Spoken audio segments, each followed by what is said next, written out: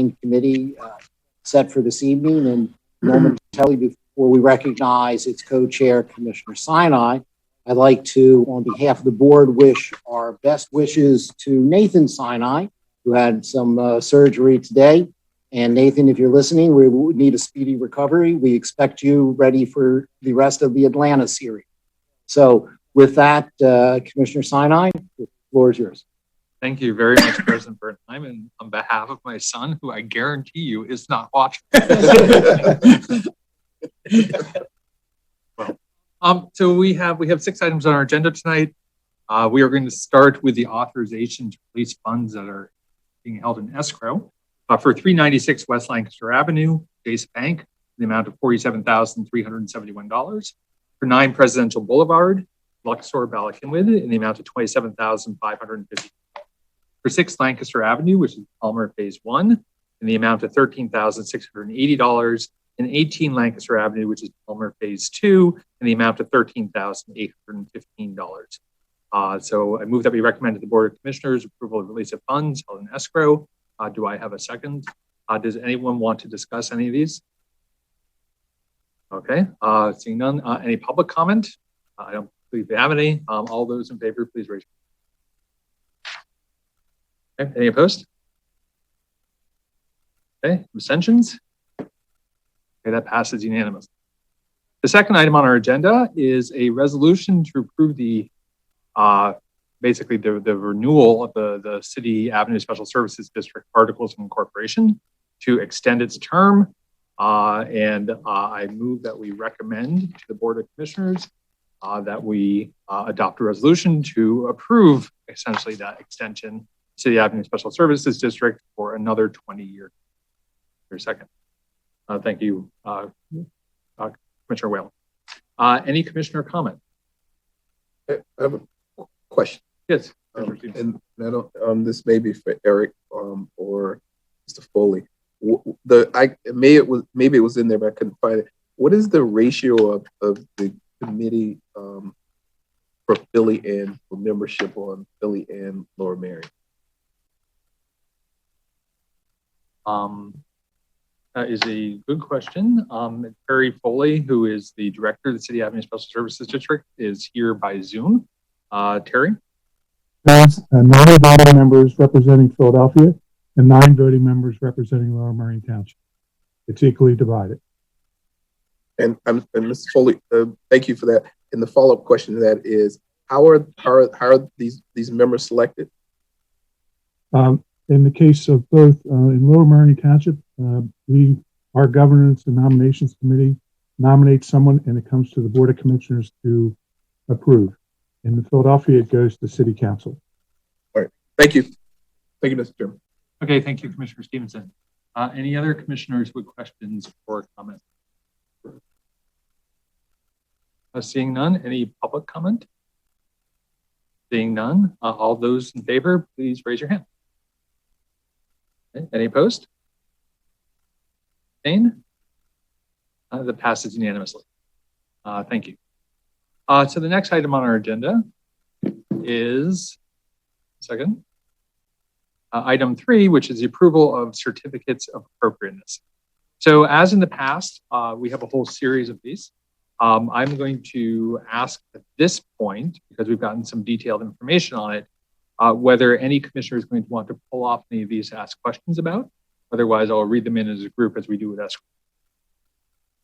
Okay, so I will read these in, and then if you have questions about any of them, I'll give you the clear option. So I move that we recommend to the Board of Commissioners the following action on the following certificates. To approve 581 Bear Avenue in Haverford Station Historic District to replace asphalt shingles in the 3rd floor dormer walls for party exciting.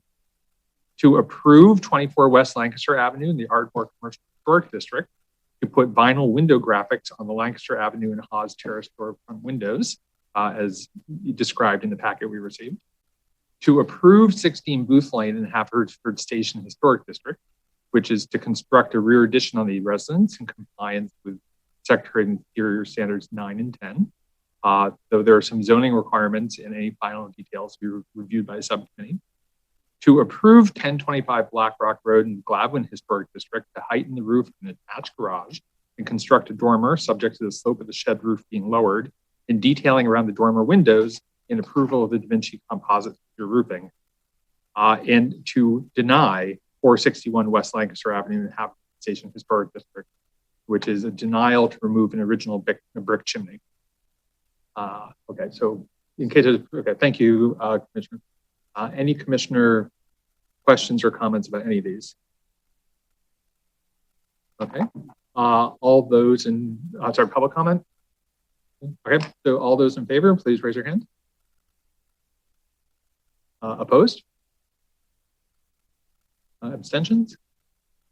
Okay, that too passes unanimously. So the next item is the approval of the Historical Commission applications.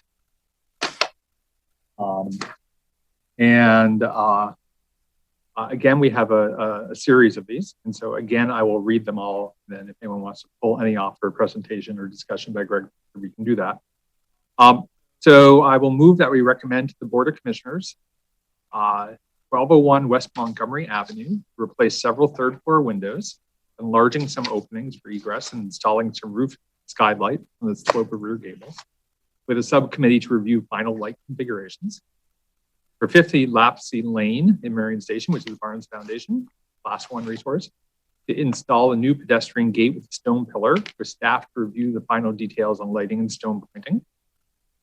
For 4 East Montgomery Avenue, again to approve, class 2 in Suburban Square, there's an installation of a total of 20 awnings above second floor windows, 3 facades of the building, facing East Montgomery, Anderson, and Coulter Avenues, again with a subcommittee to review hardware and its attachment to the building.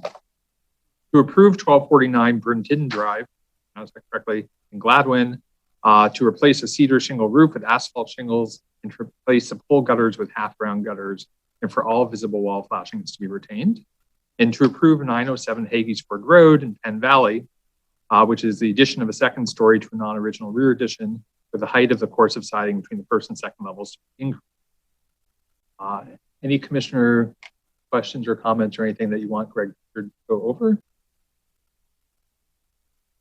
Sorry, do I have a second? For a second. Thank you. Congrats. Okay. Seeing no questions or comments. Any public comment, Judy? No. Okay, thank you. All those in favor, please raise your hand. Okay, opposed? Abstentions? Okay, again, that passes unanimously. Okay, so then we turn to item 5, which is a preliminary subdivision plan for 655 Mattenford Road in Villanova. So I'm just going to start by making this as a motion, and then we will turn to our Director of Building and Planning, Chris Lessing, for a presentation of it. So I will move that we recommend to the Board of Commissioners that they approve a preliminary subdivision plan for subdividing the existing property at 655 Mattenford Road in Villanova into 2 lots. For lot 1 is proposed to be 67,987 square feet. And no new improvements are currently proposed. And lot 2 is proposed to be 103,203 square feet. It will contain the existing 8,000 square foot 2-story single.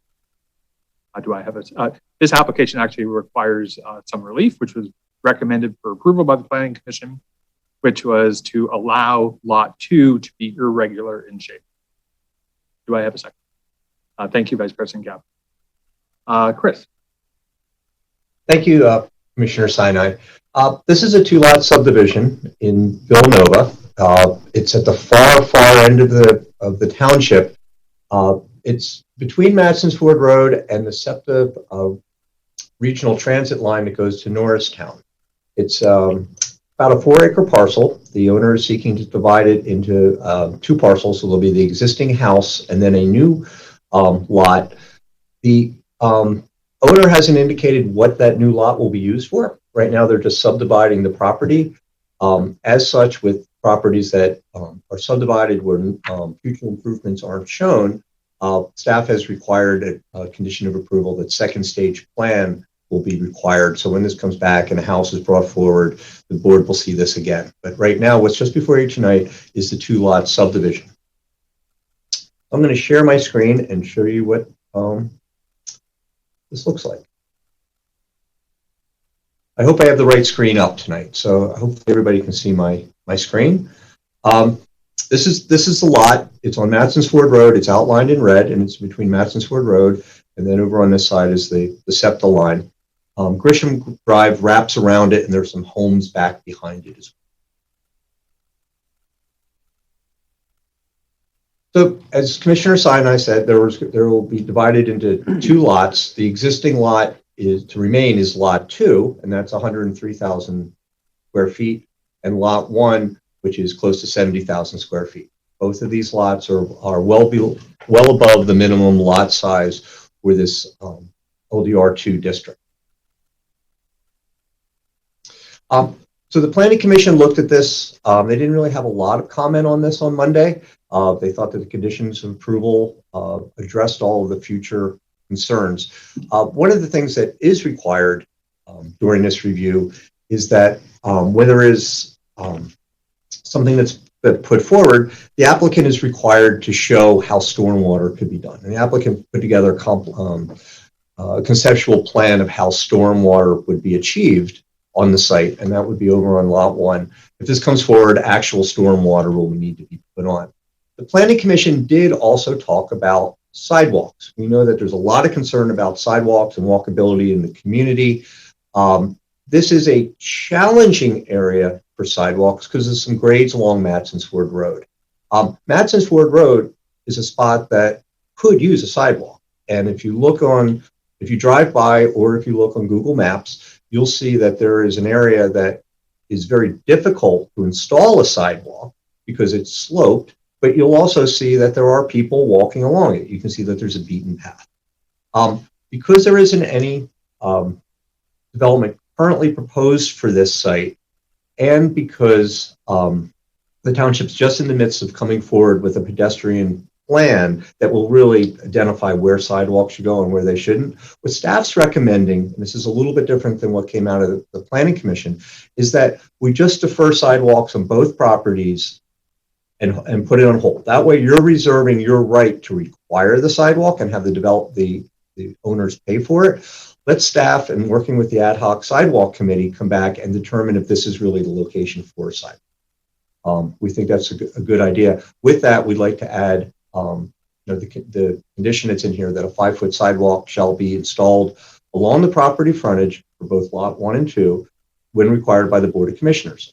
Future sidewalks shall be shown on the final plan.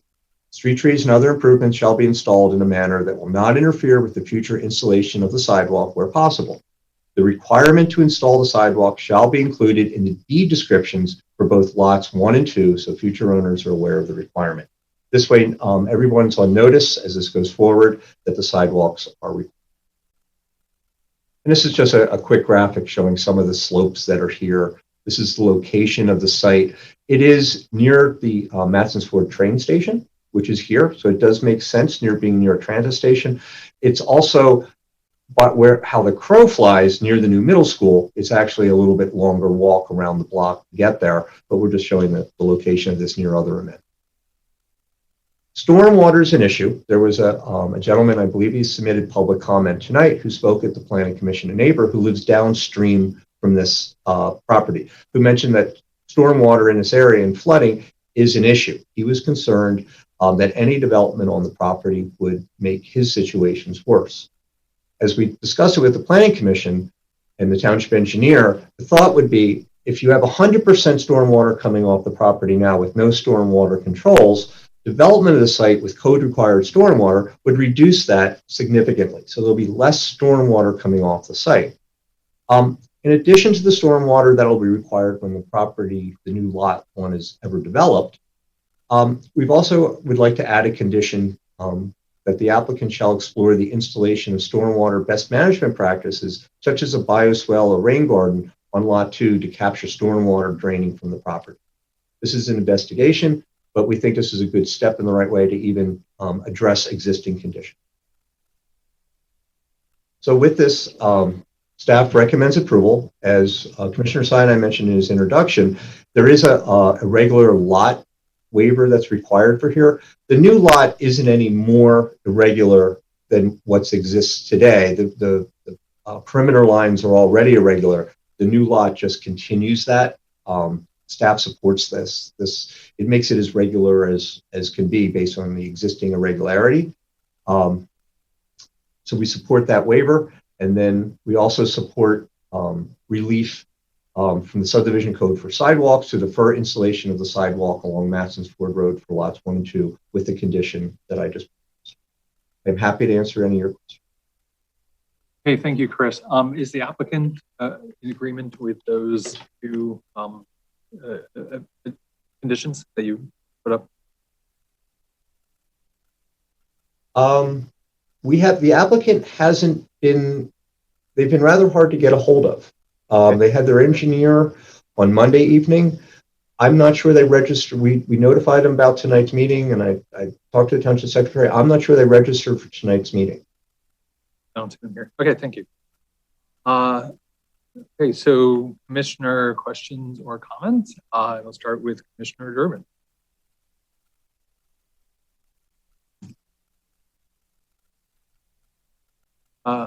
Can we require them to put in some storm water on the lot that is now occupied, or the rain garden stuff that you say they should investigate as opposed to just investigate? Can we require it? I don't think we have that authority. I think that the subdivision code really does apply to the new lots that are being created. And so it's the part that's being subdivided, with the exception of the frontage for the sidewalks. I don't think that the stormwater code would apply there. That's why we've made it to investigate. And we haven't had a chance to ask the applicant if they would voluntarily do that. Well, I kind of, I'm not sure about giving them waivers if, in light of the stormwater that's running off already. I mean, I know that if and when they build the second one, it will get better, but there's already a problem, so. I will note that the existing house could potentially be torn down and rebuilt. And if it is torn down and rebuilt, you see some of that happening out in this neighborhood. It's a very large lot. It could certainly accommodate a larger house. At that time, the stormwater code would kick in. And the same thing if the existing house was expanded, or an accessory structure built on that lot, they would have to bring it into compliance. Joe, can you speak up a little bit? Oh, sorry.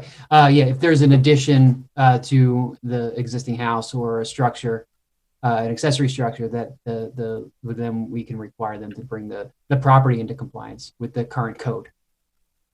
It also should be noted that the property does abut a floodplain that is generally the reason why that there's flooding in the area, and regardless of the stormwater controls on these two lots, that during intense storm events, the flooding will continue to occur.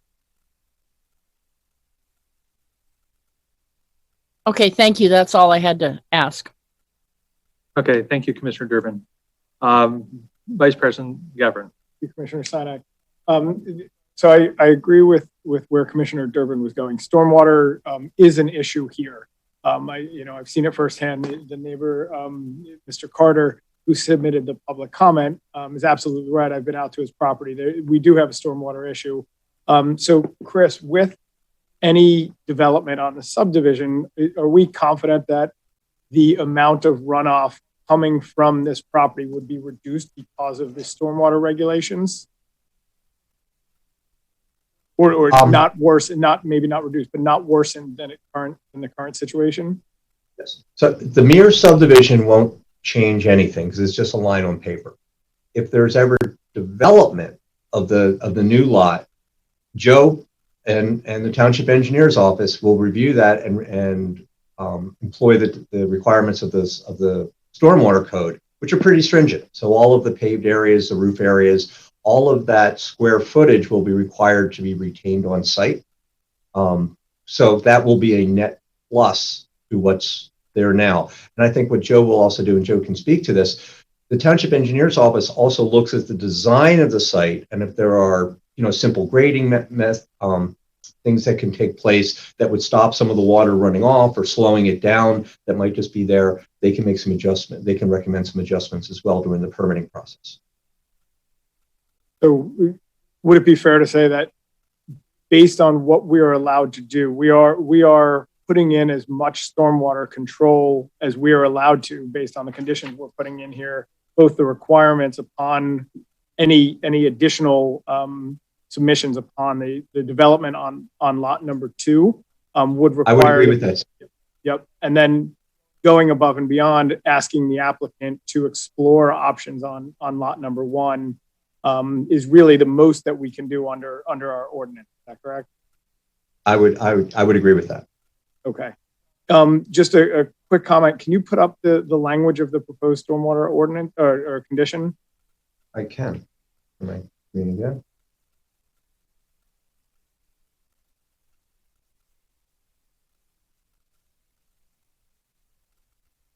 And while Chris is doing that, Commissioner Gavin, we did take a look at the existing lot, and there are some opportunities, some easy opportunities actually for stormwater enhancements. There's a storm sewer that runs from the front yard from the backyard to the front yard that could be modified and enhanced to kind of slow down the water and detain a little bit on site. And there are some other flat areas off to the side near the shared lot line between lot 1 and lot 2 that could put a little rain garden or something like that there.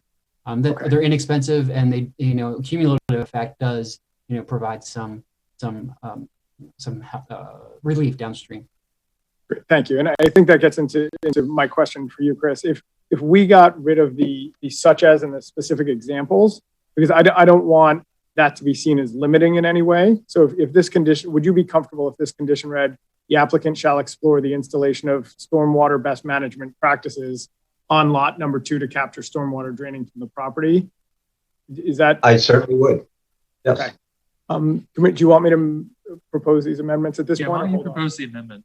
Okay. And then we can accept. So and should I do them together, or do you want separate? Okay, two proposed amendments, maybe friendly? They're friendly. Friendly amendments. The first one being this amendment, the applicant shall explore the installation of stormwater best management practices on lot number 2 to capture stormwater draining from the property. The other is, as stated, it's the revised condition number 10, as we previously saw. I don't know if you want me to read it, if Chris puts it back on the screen, or we can say. I think it's fine if Chris just puts it back on the screen. Joe, do you have that? Yes. And that one as well. So I'll propose those as 2 friendly amendments. Okay, I consider them friendly. Thank you. Great. And that's all I have. Okay, thank you. Other Commissioner Courtney. Thank you, Commissioner Stein. Do I have time? No.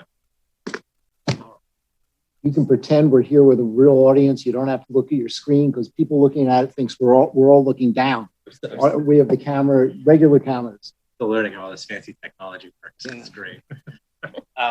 Chris, I just had a question about the sidewalks. I've been conferring with our sidewalk committee chair here, and I agree that deferral of the sidewalk makes sense. Is it possible to include that requirement in the deeds on both parcels? That's how we have it. We have it written that it would be both properties. And it'll be in the deeds?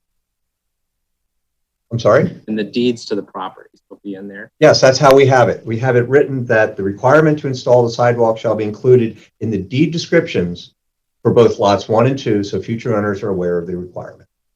Thank you. Okay, thank you, Commissioner Courtney, for checking on that important element. Commissioner Churchill. Thank you. I'd like to go a little stronger on the sidewalks, because, Chris, what you implied is that this sidewalk could be a connector to the transportation center and an elementary school. Is that correct? It would be. It's more likely to be a connector to the train station for the Norristown High Speed Line. The school, as the crow flies, it's there, but it's a long walk to the middle school. Yeah.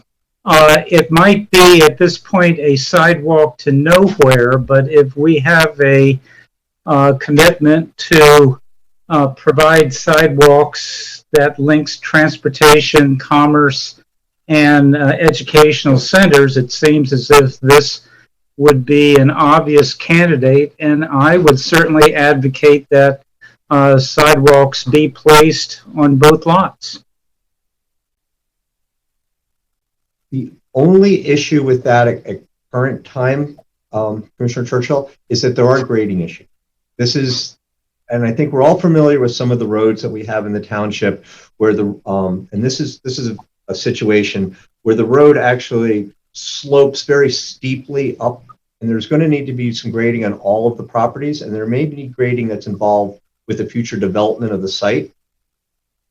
I think there's an engineering step that needs to take place before this would be connected to make sure it connects properly to the other sidewalks that are there. By deferring it at this time, we're giving ourselves that opportunity to do that investigation. This just came forward. We haven't had that chance to look at it. I would love to run this by Public Works and then see what's involved in doing that. We have every intention of having these sidewalks installed, but we just need to know what we're getting into, because it's more likely that the additional sidewalks that are necessary to connect to the train station are going to take place on the public, that they'll be paid for by likely to be paid for by the entire community. And with that engineering, this will make this a very expensive project. We just want to know what we're getting into first. That makes sense to me. I just, my concern about placing sidewalks is if the burden is left totally to the township, that this project may be complete in the next century. So thank you. Okay, thank you, Commissioner Churchill. Other commissioners?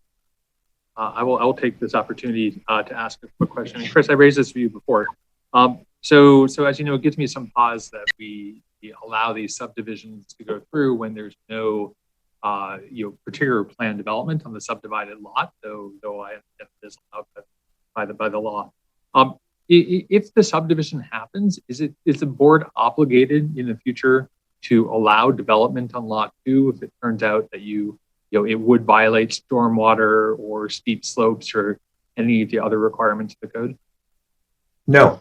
So what will happen, what takes place, and imagine this is just a 2-lot subdivision, but imagine last century when the township was being developed, when somebody came in to develop a 25-lot subdivision. Now a developer would come in and say, well, here's this old estate, we're going to clear it out, they'd lay out the roads and they'd lay out all the lots. Now when they did that, they may not show all of the houses that are being built there. So what the township did at that time was require second stage plan approval. That same idea applies to this. Second stage plan approval ensures that the board reviews the placement of the house in the driveway in relationship to natural features, but it also requires the location of stormwater management to be placed in that. So at that time, you'll be looking to make sure it's a code compliant building for impervious surface, setbacks, stormwater, and you'll have the ability to adjust the layout of the house and the driveways around natural features such as steep slopes or trees. So just to be clear, and I'm not saying this is the case in this circumstance, but it is conceivable that someone could subdivide off a lot, and that lot, under whatever zoning standards are in place when they go to finally develop it, is not developable because it was like super steep or something like that. It could, and at that time they wouldn't be able. They would have to. They're creating a lot, but we're not granting the promise that they have the ability to actually develop on the lot. They still need to comply with those actual codes in place when they bring that building forward. Okay, great. That's exactly the clarification I was looking for. Thank you very much. Any other commissioners? Commissioner Churchill, you wish to go again? Second bite. Chris, is there any provision that we could require sidewalks in the future? But of course, it would involve the linking of other properties. Could we ask the developer to put money in escrow for the sidewalks until the work is done? The escrow, that's a question I'm not prepared to answer at this time. I can follow up and with the board offline with that. Let me run that by the solicitor. But I think we're protected because the way that township practice has been, the deferral and the inclusion of the requirement to install the sidewalks on the in the deeds of each of these properties essentially obligates the property owner at their own expense at the commissioner's discretion when to install those sidewalks. But Okay. I see Bill is here this evening. Yeah. That's fine. Thank you, Chris. Okay, thank you, Commissioner Churchill. So seeing no other commissioner questions or comments, Jody, is there any in-person public comment? I know I have one that sent in. Okay, so we were sent in advance one public comment from James Carter, who is from Villanova, right? And you know, he writes in opposition to approval of this, and really states three concerns. One is stormwater overwhelming the culvert or Matsonford Road. Another is that the property edge along Matsonford Road, as Chris alluded to, is about 7 to 9 feet higher than the roadway, and it doesn't seem feasible to create a entrance there. And also that the property has steep slopes that would lead, he says, would lead to erosion and lots of retaining walls and additional stormwater. And so that was a public.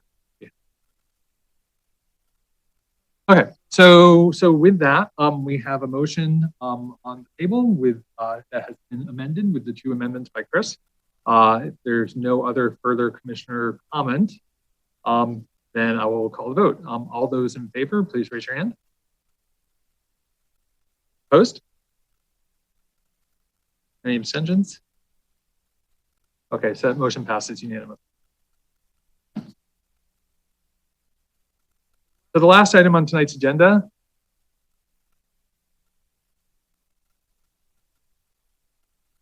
is this an authorization to advertise an ordinance for Chapter 155 zoning. We're going to have some amendments to definitions and fencing.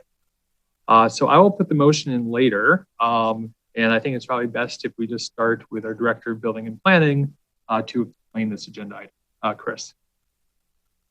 Thank you, Commissioner Sinai. And I'm going to apologize to the BNP in advance. This is going to just be one of the more convoluted ordinances that you've had to see. It just has a lot of moving pieces to it. Staff sent you out a very thorough issues briefing over the weekend to look at, and a marked up ordinance. I think the best way to proceed with this is I'm going to give an overview of how and why this came about and really what the guts of this is. And then I have the ordinance and we can then go through that. But first, let me go through what we have with the ordinance this evening. Just kind of tell you what we did. The new zoning code that was adopted in 2020, a little bit over a year, really added some more stringent requirements for fencing. It brought fencing as one of those elements of the code that really needed to be regulated. And it set out a set of standards where that could, because the consultant at that time saw fencing based on their observation of the comprehensive plan and their community interactions of being something that really impacted that form of the overall community. What fencing looks like defines many of our neighborhoods. Great fences make great neighbors. There are some fences that maybe, aren't as great. So the DPZ added those revisions into it. And I think both Bob and I said at the adoption of the zoning code, we're adopting that now. We could spend a lot of time going over those during the adoption, but there will be a time that we have to come back and revisit. So tonight is that time we're coming back to revisit. So tonight I'm going to go through why we have those code revisions, what the Planning Commission came up with in their review process, and then the standards for the new fences. We're going to talk about the location of fences, the height of fences, materials of fences, and then also nonconformities, dealing with fences that are already in place that may no longer be conforming to the code. So prior to 2000, the code in place in 2020, and there were fences that were built. In the last year, the zoning officer, whose office is next to mine, and he fills me in as how the new code is going. We brief every day over coffee in the morning. He tells me what's going on. And one of the things immediately that he started to hear concerns about were the height of fences in the primary frontage, and I'll explain what primary frontage is in a bit. The application of primary frontage height standards on secondary frontages, refer to that in a second. That vinyl is not permitted as a material, and then also the permits required for certain fencing. So as we looked at this, we wanted to bring this to the Planning Commission to look at first. And the Planning Commission spent close to 4 months going over this. But by way of background, fencing was originally included in the original zoning ordinance, first round of zoning edits back in 1939, and it really limited fencing to 6 feet in yards. But at that time, fences had to be custom made. It was before you really had hardware stores and anybody could just go buy fence sections. Fencing was really, at that time, a home improvement. It was something that you had a contractor build and design. It wasn't just something on a Saturday on a whim you could go out and put in your backyard. We started to see as a community changes in that. And the board, almost 40 years ago, 1986, started to make amendments to correct fencing that was going up that was causing issues. So in 1986, front yard fencing, that's the front setback between the house and the street, was limited to 4 feet in height as a solid fence, and that the good side faced out. Right? With a fence, you have a good side, and you also have the side that shows the structural members. I think we've all seen fences. The idea of fences is you show your good side to the neighbors. You keep the non-good side to yourself. There are many instances in the community where the good side faces back to the resident's house and not out to the community. Those fences are generally non-conforming because most of them are not built before 1987. I would say many of those fences don't last longer than 40 years. But then gradually over the time, fences, we had different standards that were brought about, including fences in the front yard setbacks and floodplains. We started to require zoning permits for fences in the front yard setback in 2013. This was a gradual, and then also in 2017, requiring gates and openings for fences in the front setback to make sure that people who had fences along roads maintained the other side of the fence. We were seeing property maintenance concerns. So all of this was thought about by the consultant when they updated the township's fencing zoning. And the Planning Commission looked at this really in depth, and they went back and forth with this, and staff provided a lot of background that I'm not going to share with you tonight about what fencing looked like, what it meant to the character of the township, how it looked and evolved. But they've come up with a real reworking of this ordinance, and they suggested some things to make it work a little bit easier. The first thing that we have in the new ordinance, and it's actually pretty easy to read, it's not that long, and it's organized pretty well, is that fencing is regulated on a property according to 4 different spots. You have your primary frontage, which is the front of your lot along a road.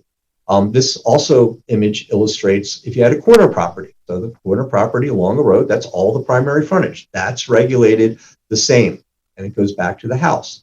There's also what we call the frontage facade. That is the extension of your facade from the facade extending to the side and to the rear line. There's also what you call your traditional side and your rear yard fencing. Those have specific regulations. So generally, fencing is more restrictive in the front of the house, less restricted in the back where it's more private. So the public view is given a greater height.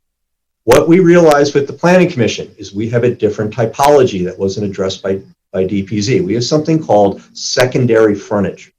There aren't a lot of these. There's about 100 of these parcels, many of them in the east. And what it means is that you have a traditional street that's oriented inside a subdivision, and the house is oriented to that. And in the back, you have what most people consider their backyard. Under the new code, because that backyard is along a street, that's a frontage. So as the code is currently written before these amendments, the same standards that would apply to the interior subdivision apply to the back road. Now, usually that back road could be a very busy road. It could be Montgomery Avenue, it could be Conshohocken State Road, it could be Lancaster Avenue. You can understand why these houses would want to have a higher fence in the back. But making sure that those standards work well for the public that's going by there was a great concern and an awful lot of discussion to the Planning Commission. So what this new ordinance does is creates a new definition for secondary frontage. By creating that definition, it also allows that area to be regulated differently than the primary. We also think that by adding that definition of secondary frontage, that'll apply to other elements of the code relating to the orientation of garages, driveways, and some other elements that have been a bit problematic. This addition of secondary frontage will have benefits above and beyond just the fencing.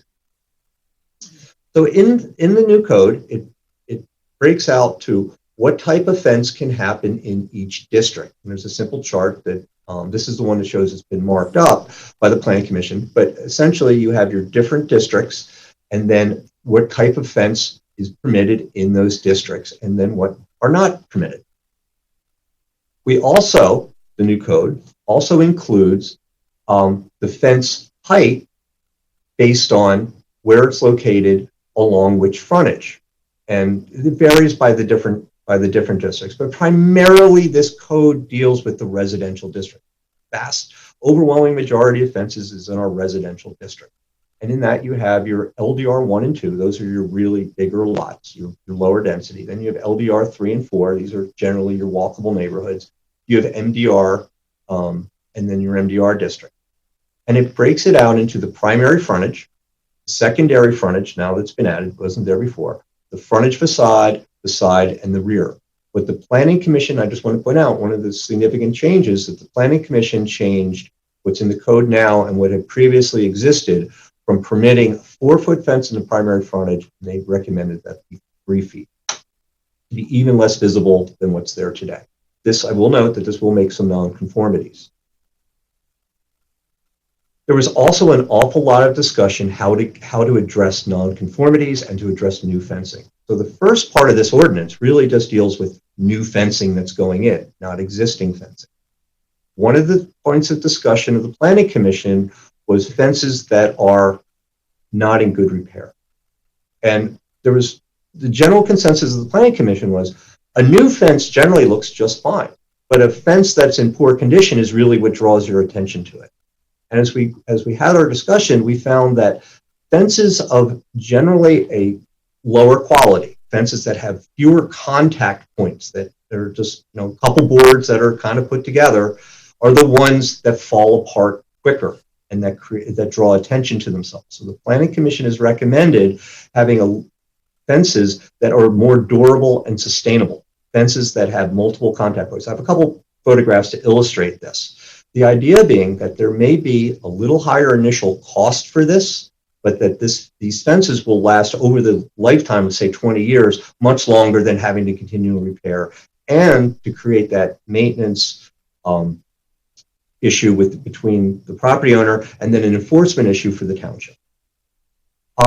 Also, there was a lot of discussion about vinyl as a material. The current code that was recommended by DPZ didn't allow vinyl. Vinyl is a material that is very commercially available. There are many good fences of high quality within the township. What the Planning Commission in their discussion discovered was that as they went back and forth, well, there were examples of fences that people could point out that they didn't like that were vinyl and fences that they did like. And what turned out is there are two types of vinyl fences. There is residential grade that one could get at a traditional big box store and one generally install themselves, and a commercial grade that's more of a high quality that a commercial fence company would install. What generally the difference between them is that the commercial grade is thicker and has more contact points and it's sturdier and is generally it lasts far longer than the thinner vinyl fencing. And there's also a difference of a UV application over this vinyl fence on the contractor grade versus a residential grade. Sun degrades plastic, right? And vinyl. The cheaper fences or the residential grade fences don't have that finish. They degrade, they warp much easier, and they draw attention to themselves. The Planning Commission has recommended a style of fence of the higher quality grade. The new code actually has very easy charts that are used, so anybody can come into it. That was the whole intention of the zoning code. You can go to it by your frontage. Once you know where you looked at the previous charts about what district you are, and it defines what type of fence is permitted within those frontages, how high they can be, and it has details. This is very easy to read. This is all in your packet. I can refer to this later if any commissioner would like. So in summary, the PC had recommended a reduction in the front yard fences from 4 feet to 3 feet, a new definition for secondary frontage, vinyl being permitted along secondary frontages, side and rear yards, but then making sure that vinyl would be a higher quality, or we'll call contractor grade, and that also wood fencing follow that same style. And I have a couple of illustrations to show you what that looks like. It would actually be putting in the same type of contact points that would encourage fencing not to fall apart, or it would make it much easier to maintain over the life of that fence. So this is a stockade fence. This is just a general example of a stockade fence. These are the fences that we see that generally fall apart quicker than any other fence. The reason for that is there are only 2 contact points between the boards and the fence. Because of that, they're subject to wind, they're subject to sun, to light, and they fall apart. They require more maintenance than other fences that have larger contact points. They also, because they have smaller contact points, generally fall over in whole sections. They bend, they warp. There's issues with them. They require more maintenance than other fencing. This is a standard, and what staff and what the Planning Commission have agreed to is that same picket type style, the same reinforcement, but instead having more contact points, having these rails at the top and these rails at the bottom that reinforces and holds everything in place. We've found from our surveys of the township that these fences rarely receive maintenance complaints. They seem to be much more durable and long-lasting. They are slightly more expensive. They would be required to be put in. Most homeowners wouldn't be able to put these in themselves, but generally any fencing company that works in the township can put these in. And you see a number of these fences. This is an example of a fence with the work side faced back to the property. There's a finished side on the other side that would be facing the road. And here it is in practice. This is over by the William Penn Inn, and this is a good example. This is the fence that's been in, and this has been in at least 5 years. This has the board-on-board fences.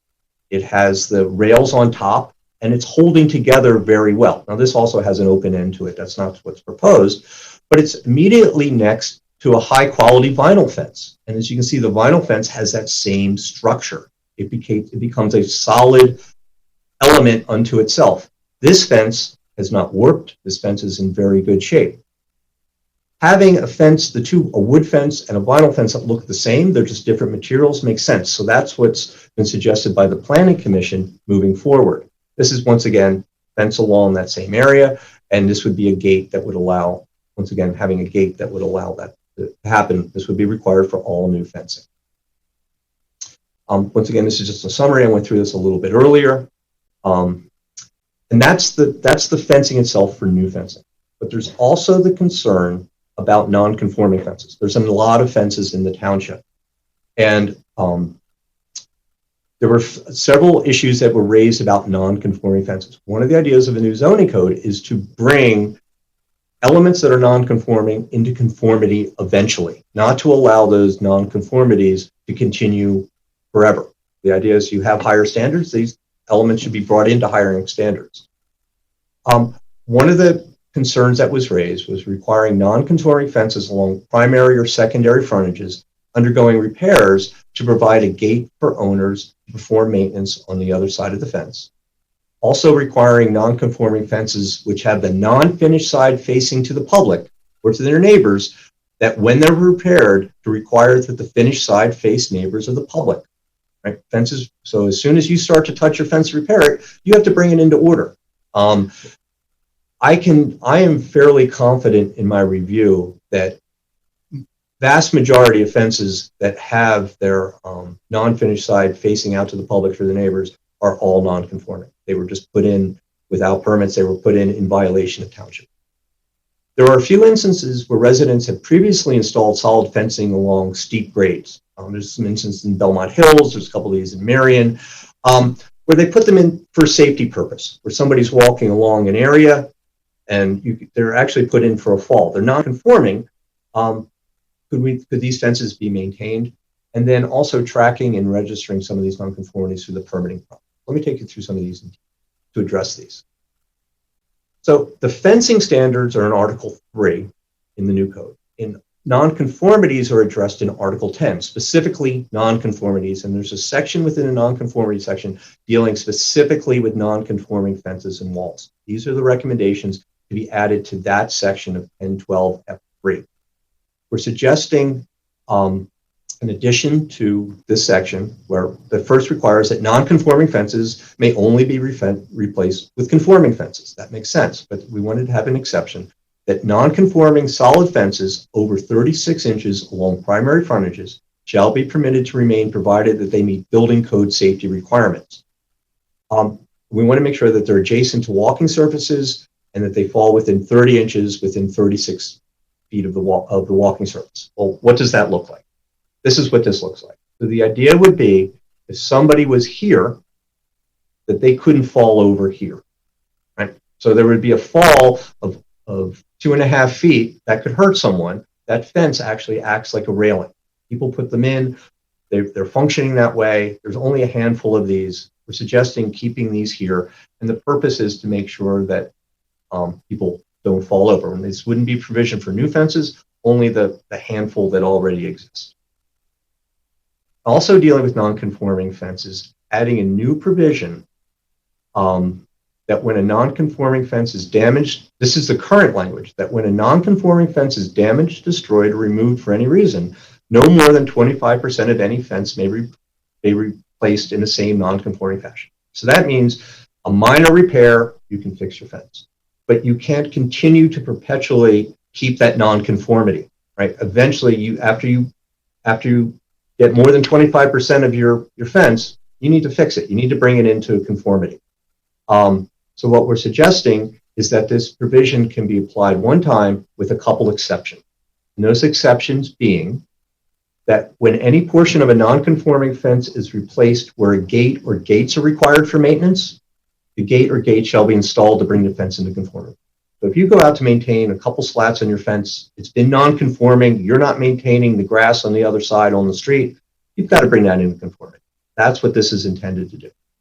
Also adding that when any section of a non-conforming fence, which is the non-finished side facing towards the street or neighbor, is replaced, the replaced fence section is required to have the supporting members and posts be on the inside of the fence, essentially having the good side face there. Now, this could create a situation where somebody has a non-conforming fence and they have to put a conforming member to it. It's going to look like a hodgepodge.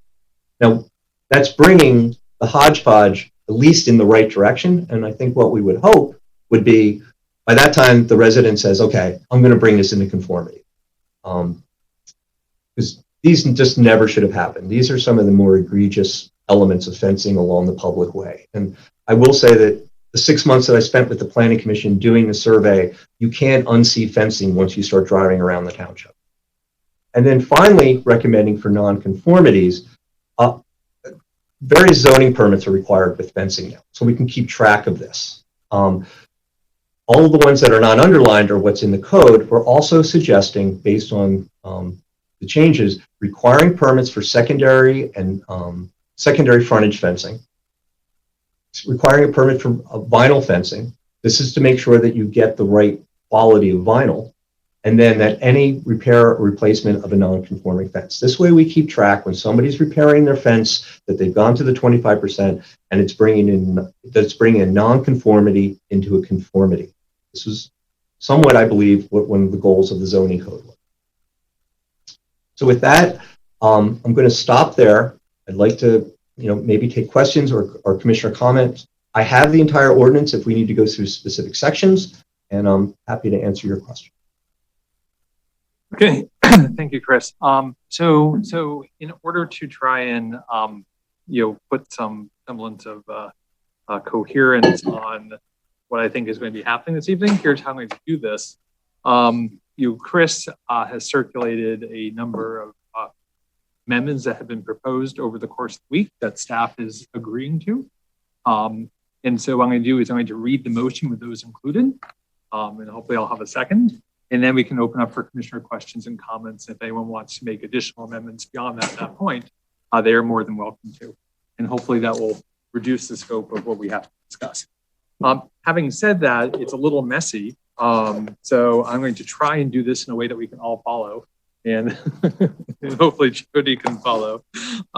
So I'm going to start with a email that Chris circulated that we all have copies of. And so I'm going to make the motion that we recommend that the Board of Commissioners, advertise an ordinance to amend the code of the Township of Lower Merion, Chapter 155 entitled Zoning, Article 2 Definitions, and a whole bunch of things about fencing and zoning permits, with the following additions to what was in our pack. And one was on page 1 of the email that Chris circulated, which was 155.10.12 F3 for non-conforming fences, A1, which is non-conforming solid fences over 36 inches along primary frontages shall be permitted to remain provided that they meet building code safety requirements and are adjacent to walking surfaces that fall more than 30 inches within 36 inches of the walking surface. Under the same section B, there's a paragraph that starts when a non-conforming fence is damaged, destroyed, and removed for any reason. And ends, this provision can only be applied one time. You're going to add with the following exceptions. In exception 2, though I think it's going to be 1, I think it just kept its numbering. When any portion of a non-conforming fence is replaced where a gate or gates are required for maintenance, gate or gates shall be installed to bring the fence into conformity. And the second one, when any section of a non-conforming fence which has the non-finished side facing toward the street or neighbor is replaced, the replaced fence section is required to have the supporting members and posts be on the inside of the fence and the smooth or flat finished faces on the outside. If both sides of the fence are finished sides with support posts screened, each face shall be the same type and finish. And then in 155.11.14, which is for zoning permits, we're going to add letter H of any repair or replacement of a non-conforming fence. It's required to have a permit. That's what that section is about. And then there are some other edits, which I'm going to have to refer to the ordinance that Chris refers to as minor edits at the bottom of his memo. One of which is where the point for which fence height is measured from, and that is 155.3.7B2. And that's going to be rewritten from frontage fence height to all fence height is measured from the existing grade at the location of the fence. And then we're going to delete B3, which is private lot line fence and rear lot fence height is measured from the yard grade. And hopefully this is an innocuous change. So people can't follow this because it's not in Chris's email. This is in the ordinance. So apologies to my fellow commissioners. I tried to get this circulated in advance. Things hit the desk that as we know, is relatively late. So this is a hopefully innocuous change, but it is. All right. Again, all we're doing is we're changing the definition of where the fence height is measured from to all fence height is measured from the existing grade location. Okay. Then, if you are looking in the actual ordinance, and maybe Chris, if you have it up there, it'll be easiest if you just show the section of the ordinance. If you can go to table 3.7.2a, which is the fence and wall regulations by type and location.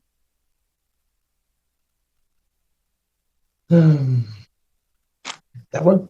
Okay, there we go. So the masonry wall, which says limited to 3 foot in height. The staff, I believe, was saying limited to 4 feet in height. Which row that is? That's 3.7.2 A. And underneath that, the masonry wall shall only include stone masonry or stucco, would be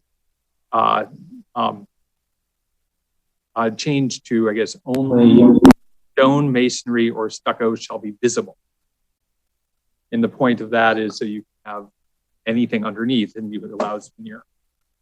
And then another minor textual change, I guess that staff was agreeable to, which is on the same table for vinyl fence.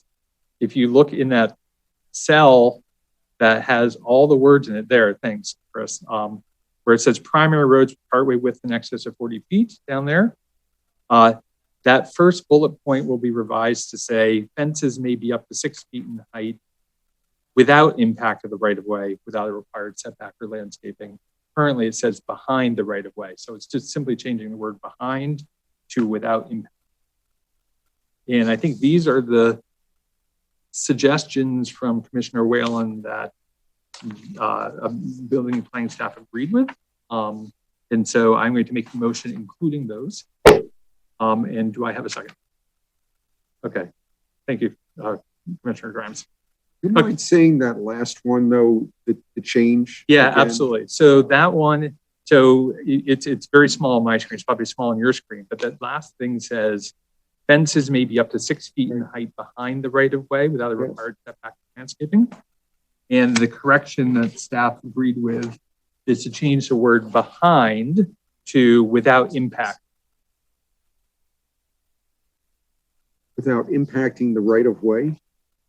So I can ask Commissioner Whalen to do. Yeah, well, I'm sorry. Can you just read what the full sentence would be? As Yeah, modified? fences may be up to 6 feet in height without impact of the right-of-way without a required.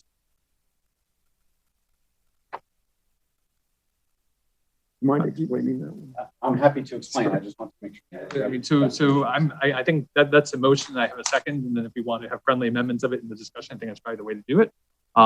But with that, I think time to open up for Commissioner questions or comments. I guess Commissioner Whalen would be the next person. I will jump in quickly. Okay. First, that last amendment, the bullet point with regard to fences in the right of way. This is only with regard to the very wide, 40-foot wide cartway streets. Those streets in this township have actually two frontages. So you have a 25-foot setback if you back up, for instance, to Lancaster or portions of Conshohocken State Road or Montgomery Avenue. And so what this code allows is that everywhere else in the code or in the fencing ordinance, you would have to have your fence outside of the right of way. A safety matter and a security issue. In this situation, you would be allowed to have your fence within the right of way so that you're basically, you're not right up against the street, but you're not required to go 25 feet off of that right of way. It's only an issue that arises from 40-foot wide cartways or larger, because those generally being state roads have that additional 25-foot right-of-way setback kind of runs through everyone's property, even though you don't see it, you don't notice that it's there. Legally on the books, kind of like the subdivision we were talking about, it's just an imaginary line running through everyone's property. So that was the clarification of that, which I believe all of those to be friendly. I have one friendly amendment or further friendly amendment, and then I have some that will probably go outside the bounds of friendly, but you're certainly welcome to try the First Amendment. We'll decide if it's friendly or whether it warrants discussion, but I'm calling you the first. Well, I will break this up into two. And again, I think this first one is friendly. If you look at section 155.3.7C, it looks like it will be the new 4. The sentence reads, fence material is regulated per frontage fence to a maximum of 1 fence type. I think this falls in line with one of staff's recommendations, which is if you're bringing a non-conforming fence into conformity, you're allowed to have more than 1 fence type because you're actually bringing it more in line with the code. And I think that what I would suggest is an addition of a clause that says, fence material is regulated per frontage fence to a maximum of 1 type of fence, comma, unless a non-conforming fence is being brought into conformity, in which case the fence may have more than 1 fence type. Right. So Commissioner Whalen. So I did see that in your suggestion correction, but it wasn't one of the things that staff said was they agreed to. Maybe we can ask Chris to opine whether he supports it or not. That might be warrant discussion. I don't want to necessarily be the decision maker here, but I think that the staff has taken a position of, I think it's straightforward. It's trying to use this ordinance to bring non-conforming elements into conformity. And I, from our perspective, I think we were going to reduce the non-conformity as best we can. So by permitting multiple fences and fence types in the same type, you're really perpetuating that non-conforming situation.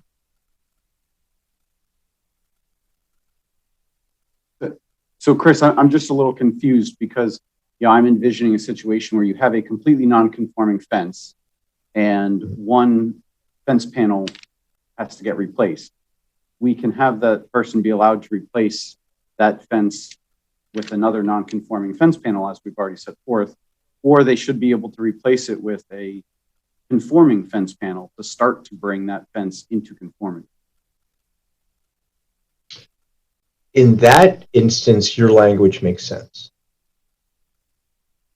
And again, I just want to clarify, this one change is only with respect to bringing previously non-conforming fences into conformity, to bring them closer to what's allowed on. So that is my one friendly amendment. I believe that Commissioner Sinai captured all of the other amendments that I would have. I'm not going to consider that friendly. For the simple reason that fence type is materials, and so what you're contemplating with your language is taking a non-conforming wood fence and putting a conforming vinyl panel in it. Because you could put a conforming wood panel, that would be okay in current language. What you're allowing is to have a mix of materials along one frontage, and so I think we probably don't want to go there. But that certainly can be for the board to discuss. That's fair. And in that instance, I would accept a revision to my sentence to limit it to a conforming of the same type. So I think that's what that paragraph already says, and I think this illustrates the dangers of trying to do this on the fly. I don't read it like that, so I will just move on. Could I ask if there's a point where, would you be kind enough, is all right, Shani, can you just read your proposed amendment one more time? Sure.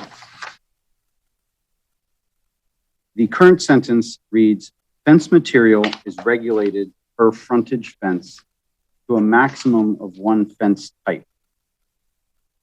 I am proposing adding language at the end of that that says, comma, unless a non-conforming fence is being brought into conformity, in which case the fence may have more than one fence type. So may I make a suggestion to move this along? You've proposed an amendment. Is there a second? And we can have a discussion of that in a vote. Is there a second? Yeah, I'll second it. Okay, So thank you. Okay, so Commissioner Grimes. Thank you. If you don't mind me directing a question to Commissioner Wells. So, sorry, Commissioner. So is there a reason why you're saying not limited to more than one instead of just two fence types? So if you're repairing it, it's consistent, all the subsequent repairs of a non-conforming fence are of the same type going forward? That is an excellent recommendation. I would accept that as an amendment to my language. Okay. Friendly, so yeah, that's okay. Thank you. No, thank you. Okay, so any further questions or comments or discussion of this amendment? Oh, I'm sorry. Yeah, there's people in the room. Yes, Commissioner Churchill. not about this amendment, but I just have a question just about the fencing. So you tell me when it's appropriate. Okay, we'll come back to that because we currently have an amendment on the floor and we were discussing that. I don't see any other hands for this amendment. So, I'm sorry, Commissioner. I'd just like to hear the final text one more time. I'm having trouble following it. Yeah. Okay. So of that sentence, I'm trying to do this as to how Commissioner Grimes just suggested. I would add a clause to the end of that sentence that says, comma, unless a non-conforming fence is being brought into conformity, in which case a fence may have, how would you finish that off? No more than two fence types. A total of two fence types. right? Yes, a total of 2 fence types. Thank you. So this would still allow for the concern that I'm replacing a non-conforming wood fence with a vinyl, right? Yes. I think that would look really strange. My suggestion would be that that would not happen. in reality, I understand that it could happen at a panel at a time, but I find it highly improbable that scenario. Any other discussion? Yeah, I mean, one of the problems with all this, and it's all good intentions, this entire thing, start to finish. But sometimes I wonder if we are creating solutions for which there aren't problems. And this may be one of those. And in the same fashion, Commissioner Whalen, I agree with you 100%. Someone is going to take wood fence, put in the one vinyl panel, and do that. That's highly unlikely. But that may go to the entire concept of what we have here. Do we even need, this amendment anyway? Because it's probably not. So I'm not sure if we're moving the needle one way or the other. And when I say I'm not sure, I mean I'm not sure. If that's occurring. But at the risk of being redundant, I appreciate all the good intentions to it, but I don't know what it actually advances the cause. We may be better off with the language that we currently have. If it is becoming evident that this is confusing more than it is helping, I'll withdraw that amendment and just go to my purely inflammatory, not friendly amendment. Okay, so you're not friendly amendments aren't particularly unfriendly. They're worthy of discussion. But okay, so that's up to you whether you want to withdraw or not. I'm just going to remark to this board that Commissioner Whalen does have a series of amendments, and we probably don't need to belabor ones that are perhaps less inflammatory, right? We should make decisions. So Commissioner Whalen, do you want to have this for a vote, or you just want to withdraw? No, I'll just withdraw. I'll move on, not to belabor the point. So, although I do appreciate Commissioner Grimes weighing in, and clarifying what I'm attempting to say. So my real amendment here that I knew would not be necessarily considered friendly is that it has a number of permutations, and we can walk through each instance where it comes in, but essentially a global consideration that we should allow wood stockade fencing and vinyl fencing of all types. I believe it's wholly inappropriate for us to regulate materiality here. I think the Planning Commission record on this makes clear that this is a matter of design and aesthetics, and not a matter of anything other than really enforcement of dilapidated fencing. And it's just as possible for an individual to keep and maintain in proper order a lower grade vinyl fence or wood stockade fence. This has several major issues, one of which is not everyone in our township can afford higher grade commercial grade vinyl, as Mr. Leswing described. The issue here is right now somebody can go out to Home Depot and purchase a vinyl fence and install it themselves. Under this code, that can't happen. That same person would be required to hire a fence company who has access to purchase the commercial grade fencing. And while staff may be correct, and I'm sure that they are, they've done the research, that higher grade fencing will last longer, all things considered. Fundamentally, the issue is Pennsylvania is a property right state. We have no authority, and it's not proper for a public ordinance to dictate materiality in this way. If somebody wants to put in a lower grade vinyl fence and they know that they're going to have to replace that every 6 to 8 years, instead of putting in the higher grade vinyl fence and replace it every 10 to 12 years, that's their choice. And what I heard loud and clear from my constituents in this was not individual considerations with regard to, oh, my fence or your fence. It was, if I wanted to live in an HOA, homeowners association, or a country club, I would have done it. I can move there. But that here, we live in a township, and as you're driving down Montgomery Avenue, you can see the one house that's painted purple. I mean, is that our next ordinance? That's what I'm suggesting, is that we start with materiality, suggesting that it's about durability or something other than aesthetic, which the plain language of the Planning Commission record makes clear. Essentially, you know, I have numerous people who would like to testify here with regard to this. You know, just a quick list from the Shortridge Civic Association president, you know, sent me the vocabulary that he heard in talking about fencing from the Planning Commission. Hideous, that's a horrible fence. That's crap. A couple of expletives that were actually used in public meetings. And, quote, that fence should never be allowed again. This was the type of conversation that was happening. Here, I would suggest that we're just going far afield because, frankly, I don't believe we have the authority to do it, let alone is it proper. It has a disparate impact on the lower income individuals of our township or the people who would just want to do it themselves. How we're taking away a person's ability from installing their own fence, you know, permitted if it need be, is fine. This would also be the first instance and only instance in non-historical context where the township is dictating materiality for individual residential property. There's no other situation in which we do it. We don't care whether somebody has wood shingles, on the siding or vinyl. We don't care if people install wood windows or vinyl windows.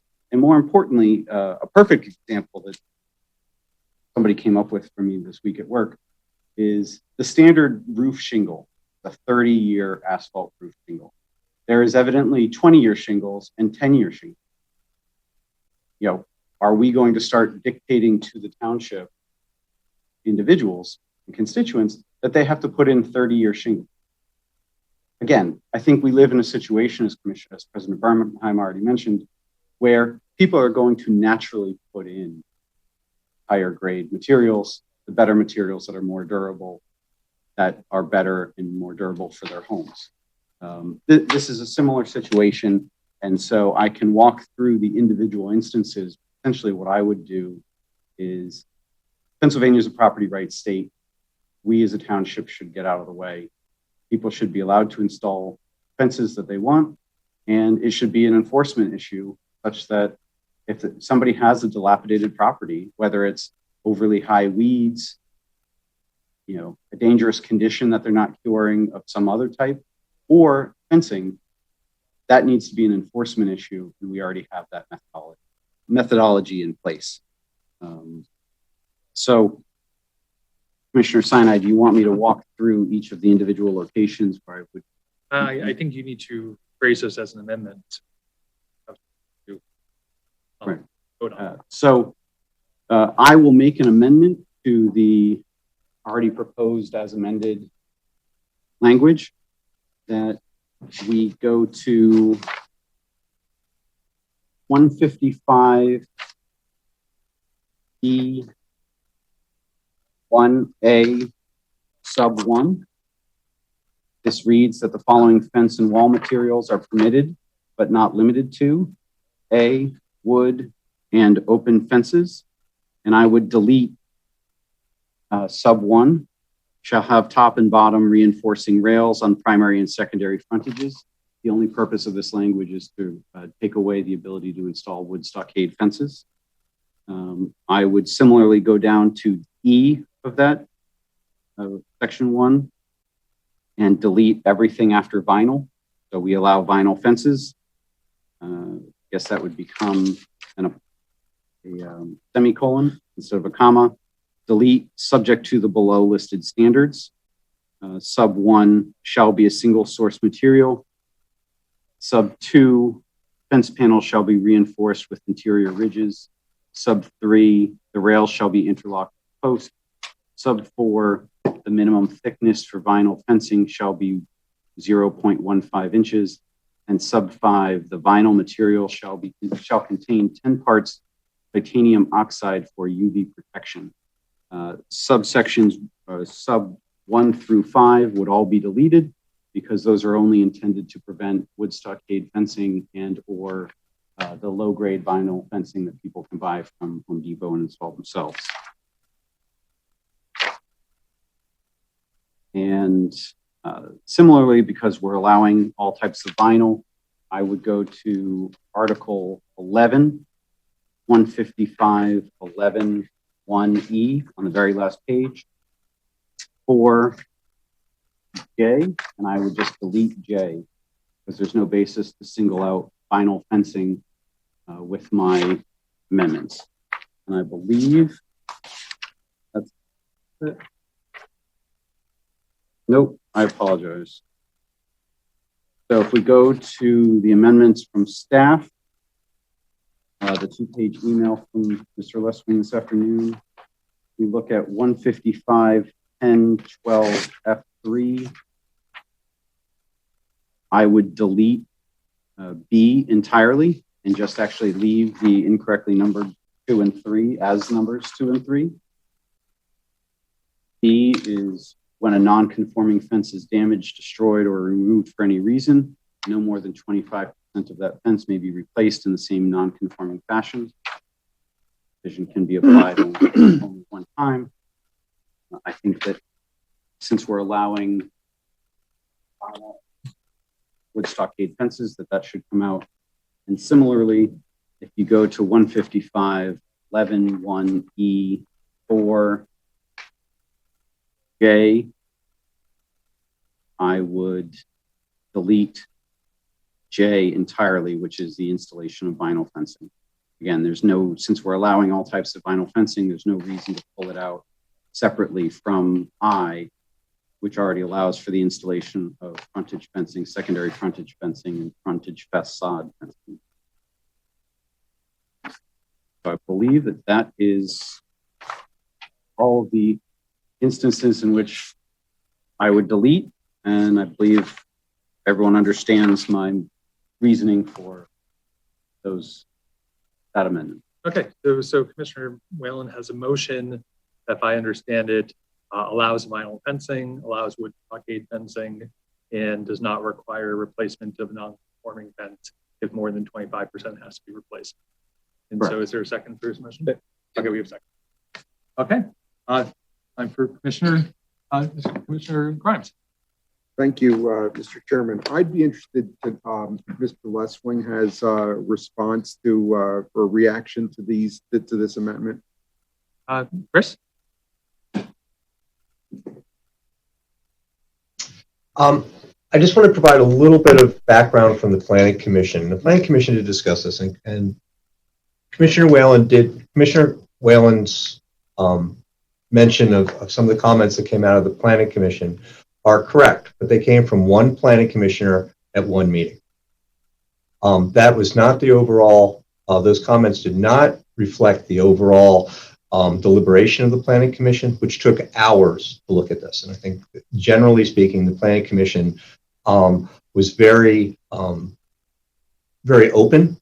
They listened to all sides. Residents from Commissioner Whalen's communities came out and spoke.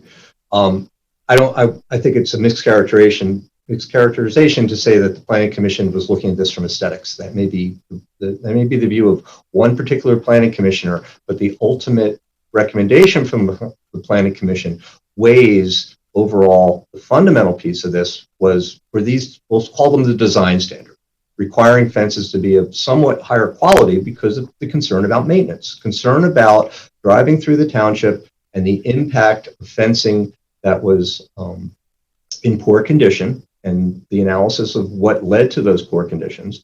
They overall felt that some minor, which they thought were relatively minor additions to require reinforcing rails to make sure the fences was a little bit more high quality based on some analysis. This wasn't just opinion based on aesthetics. This was based on analysis, and requiring higher quality vinyl based on a long discussion of this. That all of that mattered to them. and that they felt that this was in the best interest of the community. They looked at this from the comprehensive plan and all of the elements in the comprehensive plan that talk about the beauty of a high quality suburban community. And what are those elements? Tree-lined streets, beautiful greening. And they felt that when you have fences that were in disrepair, that detracted from that overall vision of what the community was trying to be. And they thought that putting in some minimum standards, and they thought that these were the minimum, and they weighed some of that fairness issues that Commissioner Whalen had. And that was their recommendation that's been brought forward to you. And then really for the board to actually consider overall the idea of bringing fencing into bringing the nonconformity of the fences that have been brought into made non-conforming by the new code. Does the board really wish to have those brought into conformity? So just to jump in here. Sorry, so there's amendment. Commissioner Grimes has the floor. We're going to keep it with him. He's talking to Chris. If you need to be called on later, Commissioner Whalen will turn. Yeah, so, and going back to Chris is out there somewhere. The Commissioner Whalen mentioned an equity issue. Is that something that the Planning Commission also talked about in terms of the affordability of some of these fence replacements?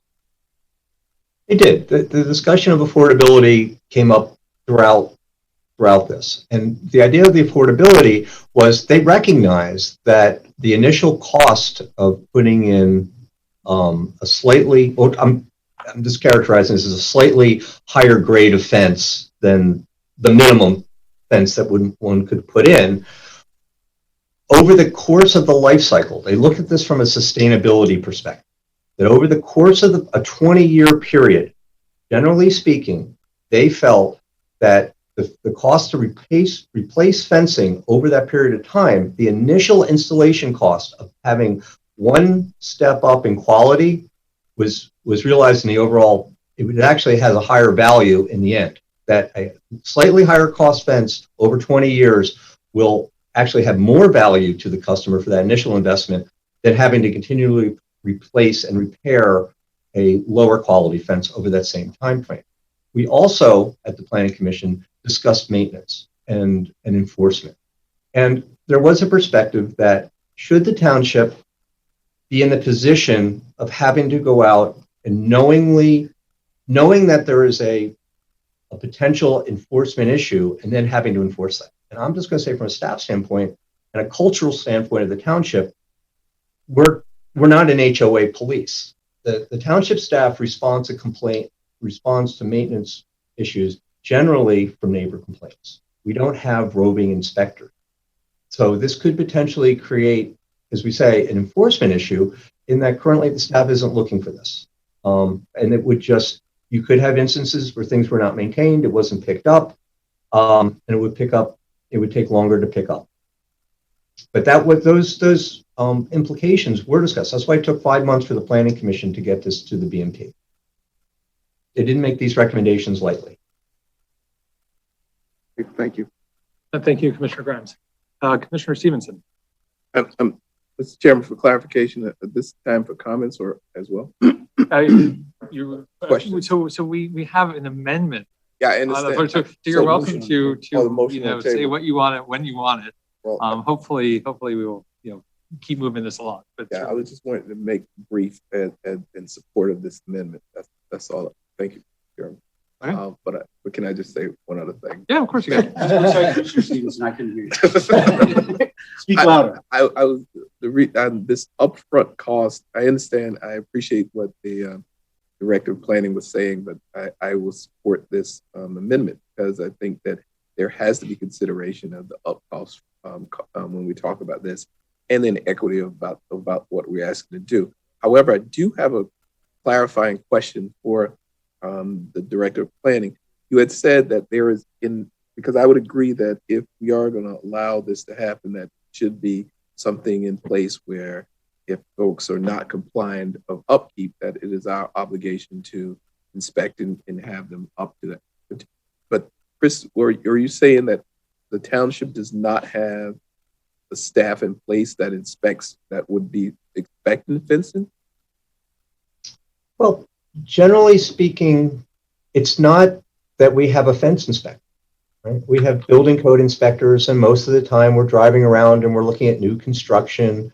But there isn't a practice within the building and planning department or the public works department to just be monitoring every single property in the township.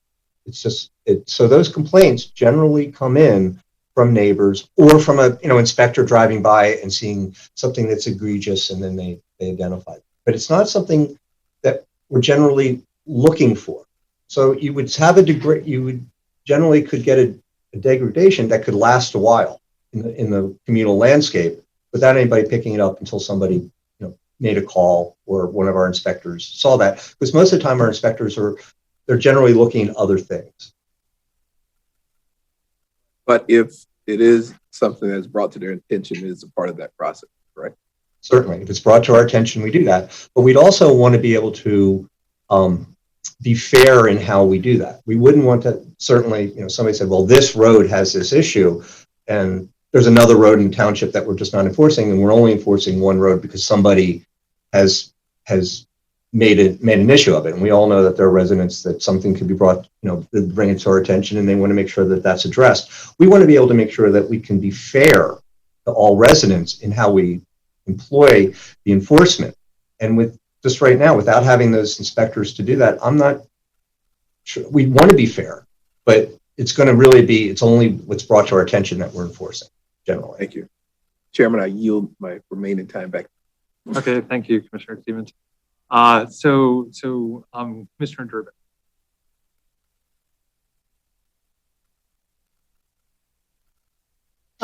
Do we have any kind of picture of how much difference in cost we're talking about here in terms of the higher quality vinyl versus the vinyl that will fade and fall apart or whatever? I didn't include it in the issues briefing memo, and it has been several months since we discussed it. My recollection is that it's approximately 25% over the course of the difference. I could provide that at a later date offline to the board. I don't have those exact numbers at my fingertip. Right, and this vinyl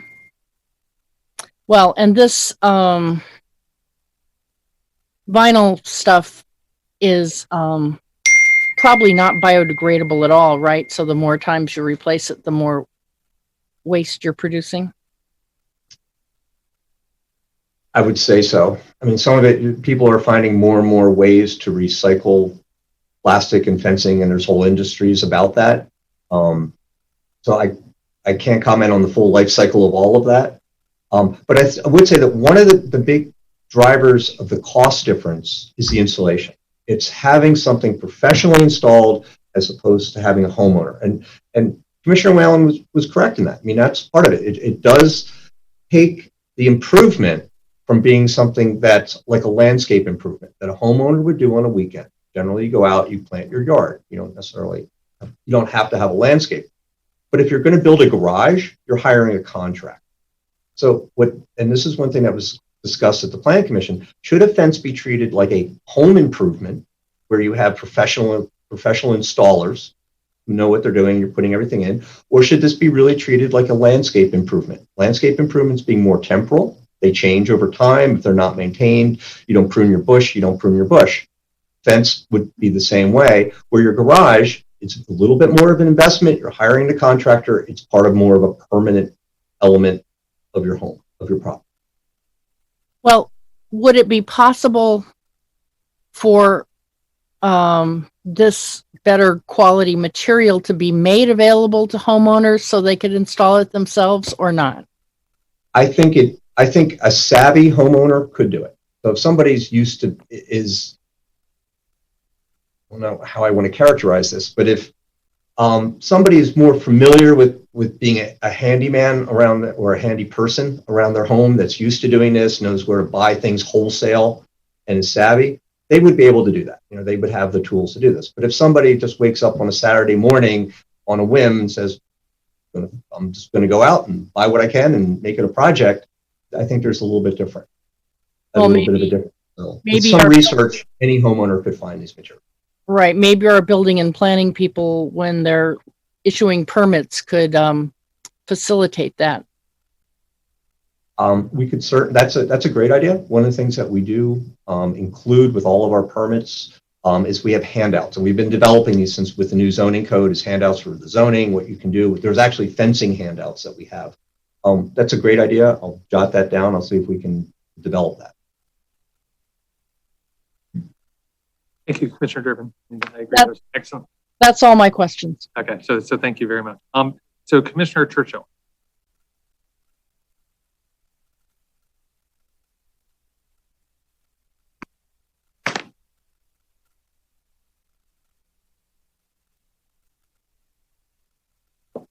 Churchill.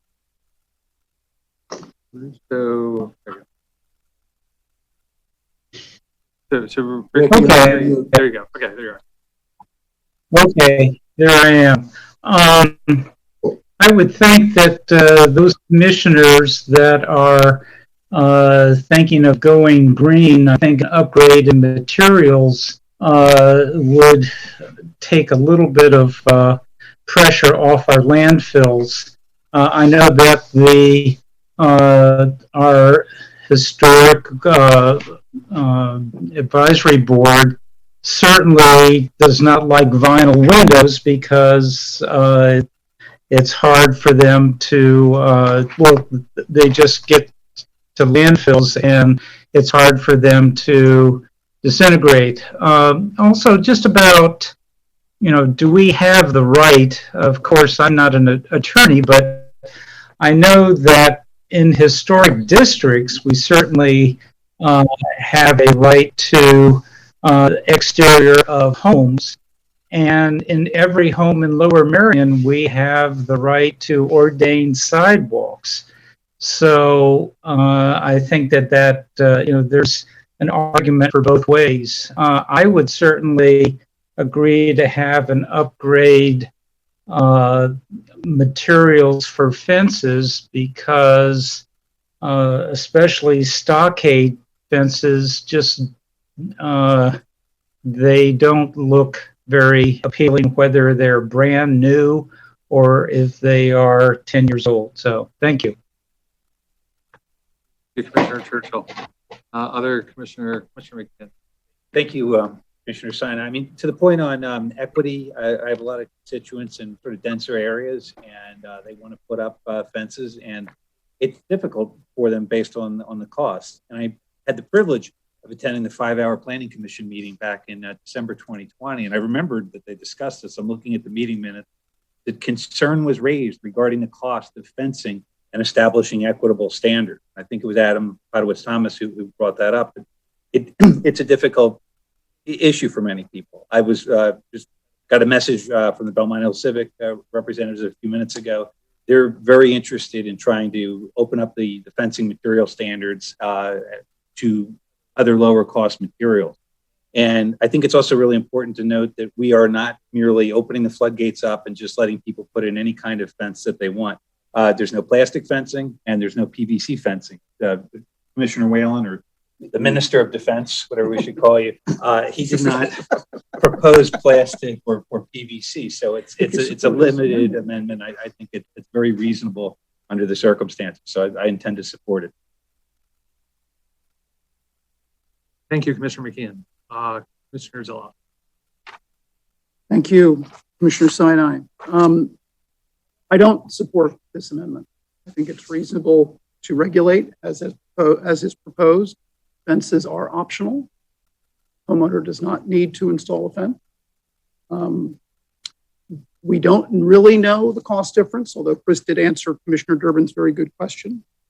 We have imposed design standards throughout the new zoning code that we did not have in the prior zoning code. This effort tonight with fences is to relax the code, not to eliminate the requirements for materials on fences. I'm not aware of complaints about cost. I am aware of complaints about how long it is taking. I think that the good work of most on the Planning Commission is something that we should be giving serious consideration to. And if there's one person who was inappropriate with his remarks, I'm sure that that staff or other commissioners will speak to that person. As to our inspectors, they inspect by complaint. My experience is they do it extremely timely and are always fair. And so I think we should proceed along the lines as proposed and not amend as has just been moved. Okay, thank you, Commissioner Zoloff. Commissioner Kramer. I think Commissioner Whalen has raised some very significant questions, and questions that we really have not had an adequate opportunity to explore or consider since the amendments we received late afternoon today. And I would move to table this issue until we have more opportunity to explore it. So I believe that does not get any discussion. Does it need a second, or it just gets voted on? It does need a second. Okay, so is there a second to that motion table? I'll second it. Okay, so we are going to have Point of information. Yeah, Mr. Churchill. Is this moving the amendment or the motion? So this is where I fail on Robert's rule. So there's an amendment on the floor, but if I may, one would certainly consume the other. If it were just the amendment, we wouldn't be able to go forward anyway with the entire motion. And that if we're not tabling it to a date certain, we could have a discussion on this. We've already put this on on our agenda once or twice before. And I think the question that Commissioner Kramer is focusing upon is whether we have the authority to regulate, as the current proposal is, some of these design standards. As Commissioner Zeloff indicated, we do that in other sections of the code, but far be it from me to play township solicitor when we have one of the finest, if not the finest, sitting here, in our Zoom audience. So Solicitor High, would you be able to educate us as to whether there is any problem with us going forward with the amendments regarding the regulation of materials from a legal standpoint? Chris conferred with me about whether I thought it was possible for the township to regulate the quality of a fence. It's not, obviously, it is not something we normally do, but I told him that I thought yes. I think that there are, first of all, aesthetic qualities. And look, just because something deals with aesthetics doesn't mean that it's prohibited from consideration by the board. Aesthetics to the point where they depreciate the value of real estate in the community is something which boards customarily deal with, particularly in the zoning context. It is obviously a debatable question, and there are two forceful sides engaged in that debate here. But I came down on the side of saying, yes, I think the board can regulate it, both for safety reasons and for aesthetic reasons, and that it would be found to be reasonable by a court that we regulated the quality of the materials that go into a fence. It's a permitted, by the way, feature. It's not like a swing set in your backyard. A permit is required for a fence because it's permanently attached to the ground. And it's like any other aspect of property maintenance. The board can look after the standard by which people have to maintain their property. Hopefully that might solve the issues that were raised by Commissioner Kramer and seconded by Commissioner McComb, so that maybe they would think of withdrawing the request to table so that we can go forward with this. And complete the discussion and debate and then make a decision. So thank you. Otherwise, Thank you, we need to move forward with their So request. thank you, President Bernheim. As you know, what we have we're discussing tonight are amendment or not. They're both relaxation of the standards that are in the current zoning code. And so it's only a question of how much they get relaxed that's on the table tonight. And if we don't move this forward tonight, it can't actually be on an agenda. Okay, so sorry, but we do have a motion to table that's been seconded. Commissioner Kramer? I think I would still prefer to have more time to really look at these issues and to see how they impact my community since they were just raised today. And I would still like to have it tabled. Yes, we go to a vote. So sorry, do we discuss this? Well, we can go to a vote table and move in one direction or another after that vote. Okay. So all those in favor of tabling to be uncertain, please raise your hand. 1, 2. All those opposed? Any abstentions? I guess we continue discussion. Commissioner Kramer, do you have other things that you wanted to discuss or ask about while the floor is yours? No. So Commissioner Courtney. Don't have to unmute. Thank you, Commissioner Sinai. I agree with this amendment. As I recall, a year and a half ago or so, when we passed the code, we knew we would have to address fencing. And at the time, the discussion, at least the initial impetus, was around lower cost options. It's unfortunate to me that something that should have been simple in terms of adding a few other materials has somehow ballooned to this larger issue of discussion around what to me amounts to aesthetic. I think certainly we can argue that fences are not required, not something you have to put up, but they're very useful. And people often put them up for safety reasons. You have a dog that you want to let out of your house and not run away. If you have small children and you live near a busy street, both those are personal examples. And that's why I think we should be focused on the function of the fence and not the aesthetics of the fence.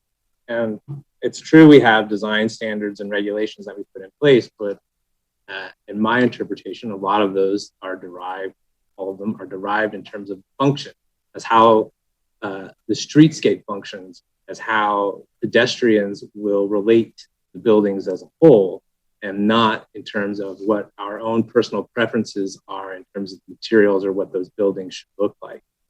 And I think fencing is another place in which we should stick to focus on functionality over aesthetic. All right, there we go. And it's interesting to me that we had a discussion on the amendment before this one around whether someone would try to replace a nonconformity with a material that is completely disparate from the existing material. And we decided that's a problem that's not likely to happen. And yet we are concerned that our residents don't know best what's good for their properties, won't put up high quality fencing or won't maintain their. Like how can we feel like we don't need to regulate one, but we have to regulate this other one even more deeply? I think our residents understand the needs of their properties, and I think they understand the desires of their neighbors. I think they understand what looks good, and they understand what they can afford. And Mr.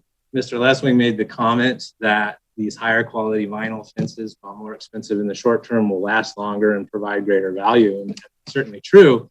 And for those of us who have the means to pay a higher upfront cost, that's certainly what we would do. But that's not every resident of this township. And not every resident of this township has money on hand to go to a contractor and to build a fence. But though some of those residents do need those fences, or at least would have reduced quality of life without those. And so I support this amendment. And then lastly, it bothers me when we say that we don't enforce things unless a neighbor complains. Usually it's in the context of speeding or some other traffic issue, which I can't wait for our next police committee. But I'm disturbed. Why would we bother to make an ordinance if we're not going to try to enforce it?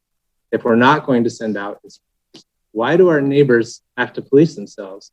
We all drive down Lancaster. We know those are the fences that we've been talking about that the Planning Commission had such a hard time with.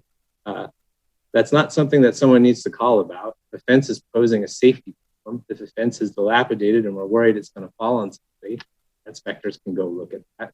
We can do that proactively. It shouldn't fall on the residents of the township to call commissioners, sometimes repeatedly, to get us to enforce a law that we've passed decades ago. All right, that's my rant. Thank you. Okay, thank you, Commissioner Courtney. Commissioner Gavin. Great, thank you, Commissioner Sinai.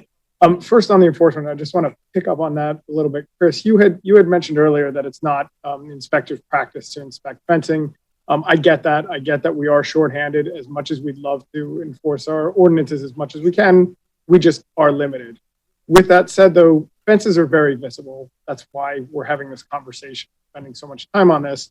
I would imagine that fences that are down, that are broken, that are in violation of our ordinance should be relatively easy to pick up. And when they are spotted, as Commissioner Courtney said, on Lancaster Avenue or elsewhere, I would think that even without a complaint, that it should be our practice of our inspectors to cite that and try to get those fixed and brought into compliance. And I hope that we can, kind of add that to the list of what inspectors are doing, not necessarily going around looking for fences, but in their jobs where they see these highly visible fences that are not compliant, that hopefully they can, be inspected.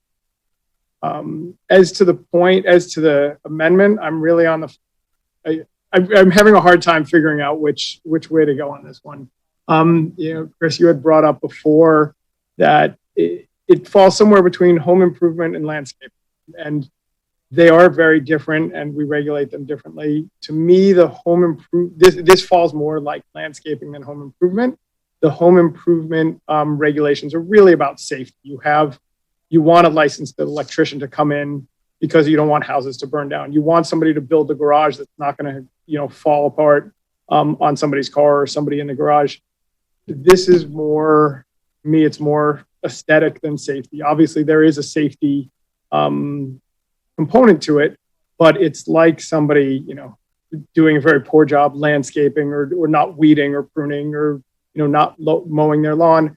And if a fence is down or if, we have problems with that, it is more of an aesthetic issue to me than a safety issue. And that it's a balance, but I think that's where it falls, which would lead me to the higher quality. But I do see that balance. And I think that on balance, if you have, we are, as somebody said earlier, we're not allowing plastic fences. We're not putting in razor wire fences. This is a question of, slightly lower quality vinyl fences or slightly lower quality wood fences. They can still look good if they are maintained. And if we, enforce to the extent possible, maintaining them, I think this amendment makes sense and falls on the right side of, of maintaining the aesthetics of our township and the high standards of Lower Merion Township. So I will support this amendment, but I think there does need to be some direction to our inspectors to if they see non-compliant fences and problems that they should not wait for a neighbor to complain, and that should be something that's cited immediately. Thank you. Okay, thank you, Vice President Gavin. I'll take a turn now. If I may, ever so briefly, just on that, because then you get, I'll take the penultimate and you get the ultimate. That work? I'm surprised, but certainly. Okay. Well, thank you. So just quickly on 2 points. One is in reference to the enforcement. Sometimes it's necessary for neighbors to be the ones to complain. I can use an example. A tree fell from my neighbor's yard onto mine, and his fence broke. Nobody would be able to see that but the two of us. And when there was a delay in repairing it, ended up doing it myself. My wife is waiting for it to fall again. But sometimes it does require the neighbors because they're the only ones to go ahead and see it. And our enforcement people, as Vice President Gavin noted, there is a limit to what they can do. But where it's obvious, it would be reported. The fact that there aren't so many reports maybe going back to the comment that I made to a degree, we're trying to find a solution where there really isn't such a problem. And it being consistent with that, of the comment that I made that Commissioner Courtney more elegantly expounded on than I can do. You know, Lower Merion people, if they're going to get out there and repair or replace fences, they're probably more likely going to say, all right, what can I get, you know, the bigger bang, you know, for my buck, and go ahead and do that. So in short version, you know, I support this for all the reasons that have been articulated. I completely understand the amendments that were presented and that everybody talked about the aesthetics. From a personal standpoint, I'm in lockstep with those preferences, but in Lower Merion, I trust. I don't think that we need. Okay, thank you, President Bernheim. Okay, so my turn now. Can I have one quick question, if I could? Oh, absolutely. Sorry, Commissioner McComb, I didn't see your hand before. Sure. My question is for Mr. Lesswing. Are there industry standards in terms of the vinyl? I mean, or is it totally what the market? So you can have commercial quality, residential quality, and then you can have something that is dirt cheap. That I'm just wondering, are there standards so that we at least have some sense as to what we'll be allowing, or it's anything goes as long as it's a composite with vinyl? No, in the ordinance that you have before you, Commissioner Coleman, this is very good point, and I just touched on this in our presentation. Essentially, the difference between residential grade and commercial grade is residential grade is actually recycled material, but it's much thinner recycled material. And I think we can all know what that is. It's more like the consistency of a Frisbee, as opposed to commercial grade, which is much more designed to be permanent and to be a structure. The difference is that, and then also the difference between them is just not in the thickness of the material, but the coating. So the coating on the commercial grade makes sure that it's designed to last and not degrade. Plastic degrades in the sun, and when it starts to degrade, it warps much easier. And then there's also the level of construction and the way that it's put together with different contact points. The commercial grade is basically molded as one solid entity. It has ridges in it. It looks like it's a fence of different elements, but it's pretty much one solid element. The residential grade is a bunch of smaller elements that are connected together. The more of those elements that are connected together, the more of an opportunity for them to fail. With the residential grade, why it fails more is it's thinner, so it's more subject to weathering. It's more subject to weathering because of the light, and it doesn't have the protection from the sun, and it just has less points. So all of those elements combine to make it degrade better. And from our research, there's only those two available on the market. You have the construction grade, and the vast majority of fencing of vinyl in the township is the contractor grade. That would be conforming to our code. And the images I showed earlier along Lancaster Avenue, and many of those residents in Commissioner Whalen's ward have put that in. I can't really say that many of them have put in the lower grade. Most of them have put in the higher grade as that investment.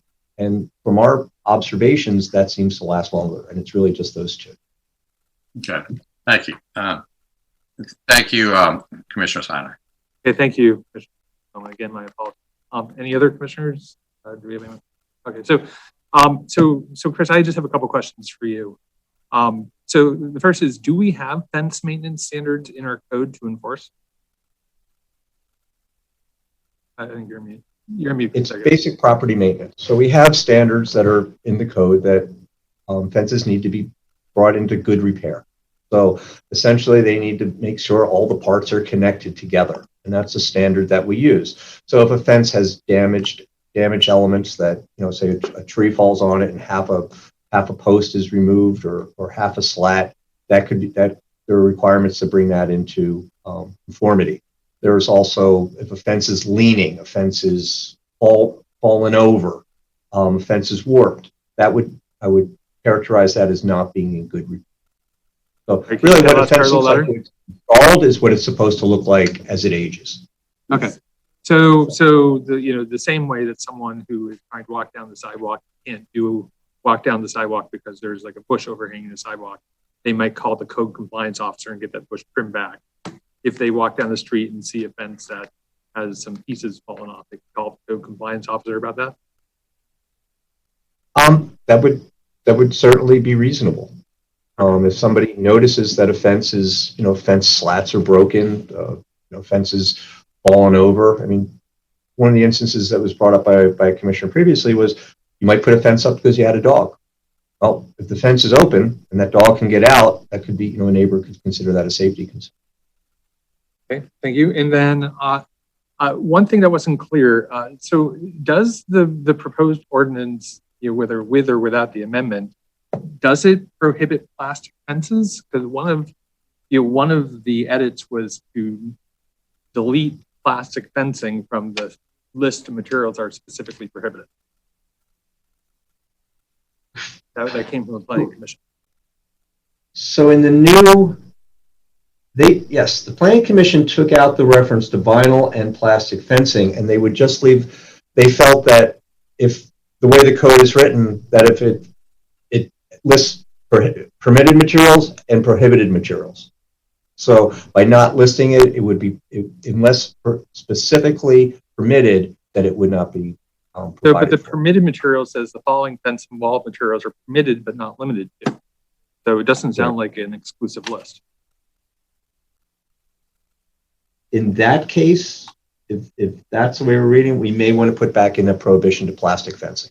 The planning commission may have gone a little far in their cleaning up of that to add vinyl. Okay, so we will revisit that, I guess, in a bit. Could be a different amendment right now. So I'm going to just state a point of philosophy, which is similar to Commissioner Zeloff's, which is we have design standards throughout this code. I completely disagree with Commissioner Whalen on this. We require that sheds have the same effective design as the buildings that they are next to. We, in this code, even as amended, we prohibit cinder block as a fence material, right? I'm not sure there's a safety reason to prohibit cinder block, but we prohibit in this code cinder block as a fencing material. In our commercial areas, we have streetscape standards that tell you how big your windows have to be and what material you have to have on your properties and what kind of furniture you have to put on the sidewalks. So when it's in effectively the public realm or has an effect on the neighbors, I think this township has the right and the obligation to meet standards for the quality of life of people in the township. And I concur with my fellow commissioners who say our residents have the right to having a quality of life that includes a fence at a reasonable expense. And the community around them also has a right to a streetscape that is attractive and consistent and not having inappropriate or out of context things in their neighborhood. Our code says you can only have one car up on blocks. You can't have two, right? So we regulate this stuff all the time. If you're gonna have cars up on blocks in your yard. Having said that, we're debating one type of vinyl fence in wood stockade fences, and that is not the fence design hill that I'm going to die on. But I will note that when I purchased my property, it had chicken wire fencing, which, like a good Lower Merion resident, I removed. But it had it, and I would disagree with the commissioner to my right that residents in Lower Merion are diligent about maintaining their. I don't think that's actually true. And it is the vast majority of residents. We don't have the zoning to enforce things because it's just not binding on the vast majority of our residents. But it's a defensive measure against a few bad actors because it doesn't take very many of that to affect the fabric community. But having said that, so if it is important, in this township to have stockade fences in both types of vinyl fences. Certainly, I will support that. Any other commissioner comments or questions on the amendment? Okay, so with that, I'm going to call the vote on the amendment. I guess we do not have public comment on the amendment. Seeing no one here. Okay, so all those in favor of the amendment, please raise your hand. Opposed? Okay, let me count. 1, 2, 3, 4. Okay, abstentions? 1. Okay. So, Jody, did you get that? So that would have been 8 to 5, 1. We only have 13 here. 13 here. Right. Oh, that, I meant to Eight, add it to four, 37, but Yeah. 4, 1. Sorry. Yes. Okay, so 8, 4, 1. Is that what you got, Jody? Yep. Okay. So the amendment passes. So we now have this ordinance recommendation as amended. I am going to propose a additional amendment, which is to delete in 155 37A D, sorry, 1, which is bottom of page 100 in your packet, in tonight's packet. So D is the fence and wall material is limited according to table 372. And 1 says the following fence and wall materials are permitted but not limited. And I would propose deleting but not limited, in the spirit of what Chris was saying, which was that top list under 1 was supposed to be an inclusive list. And after the amendments, it includes wood, metal and iron, stone, brick and masonry, composite, and all types of vinyl. Okay, so Commissioner Grimes seconded. Does anyone else need an explanation of that? Yeah, Okay. I did. So, and I apologize if I was not following. So it would now be the following fence and wall materials are permitted, correct? Yep. Okay. So by eliminating but not limited to, what do you perceive to be the difference? If We any? have eliminated plastic fences, which used to be in the prohibited list. Alternatively, I can add them back to the prohibited list, right? So that is the 2 ways to skin this. Okay.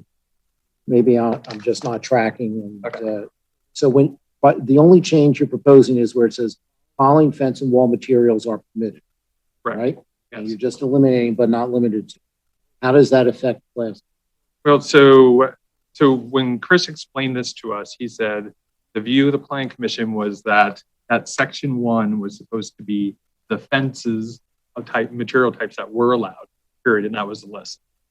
And then I guess there would be a redundant section 2, which is here are the things that really are prohibited. But I will defer to the real estate attorneys on the board if I think it's better to put plastic back in section 2 and delete not limited to. Yeah, I just don't, as I read it, it's not making any difference. We're saying this is what's permitted, then it's not exclusive. Okay. So other things would be permitted. I withdraw my amendment. Thank you for the suggestion. And instead, on page 101, which is section 2, there is D, which is deleted. It's been crossed out in the draft that you have. It originally said vinyl and plastic fencing, except for deer fencing to the side and rear. And in D, I will have it say plastic fencing, 2 words. I think that accomplishes then what you're looking. Thank you very much, President. Can you clarify where you are now? Yes, I'm on page 101 of your big packet, which is right above table 371 in the ordinance. There's a section 2, and 2D used to say vinyl and plastic fencing, except for deer fencing for the side and rear. And now it will just say plastic fencing.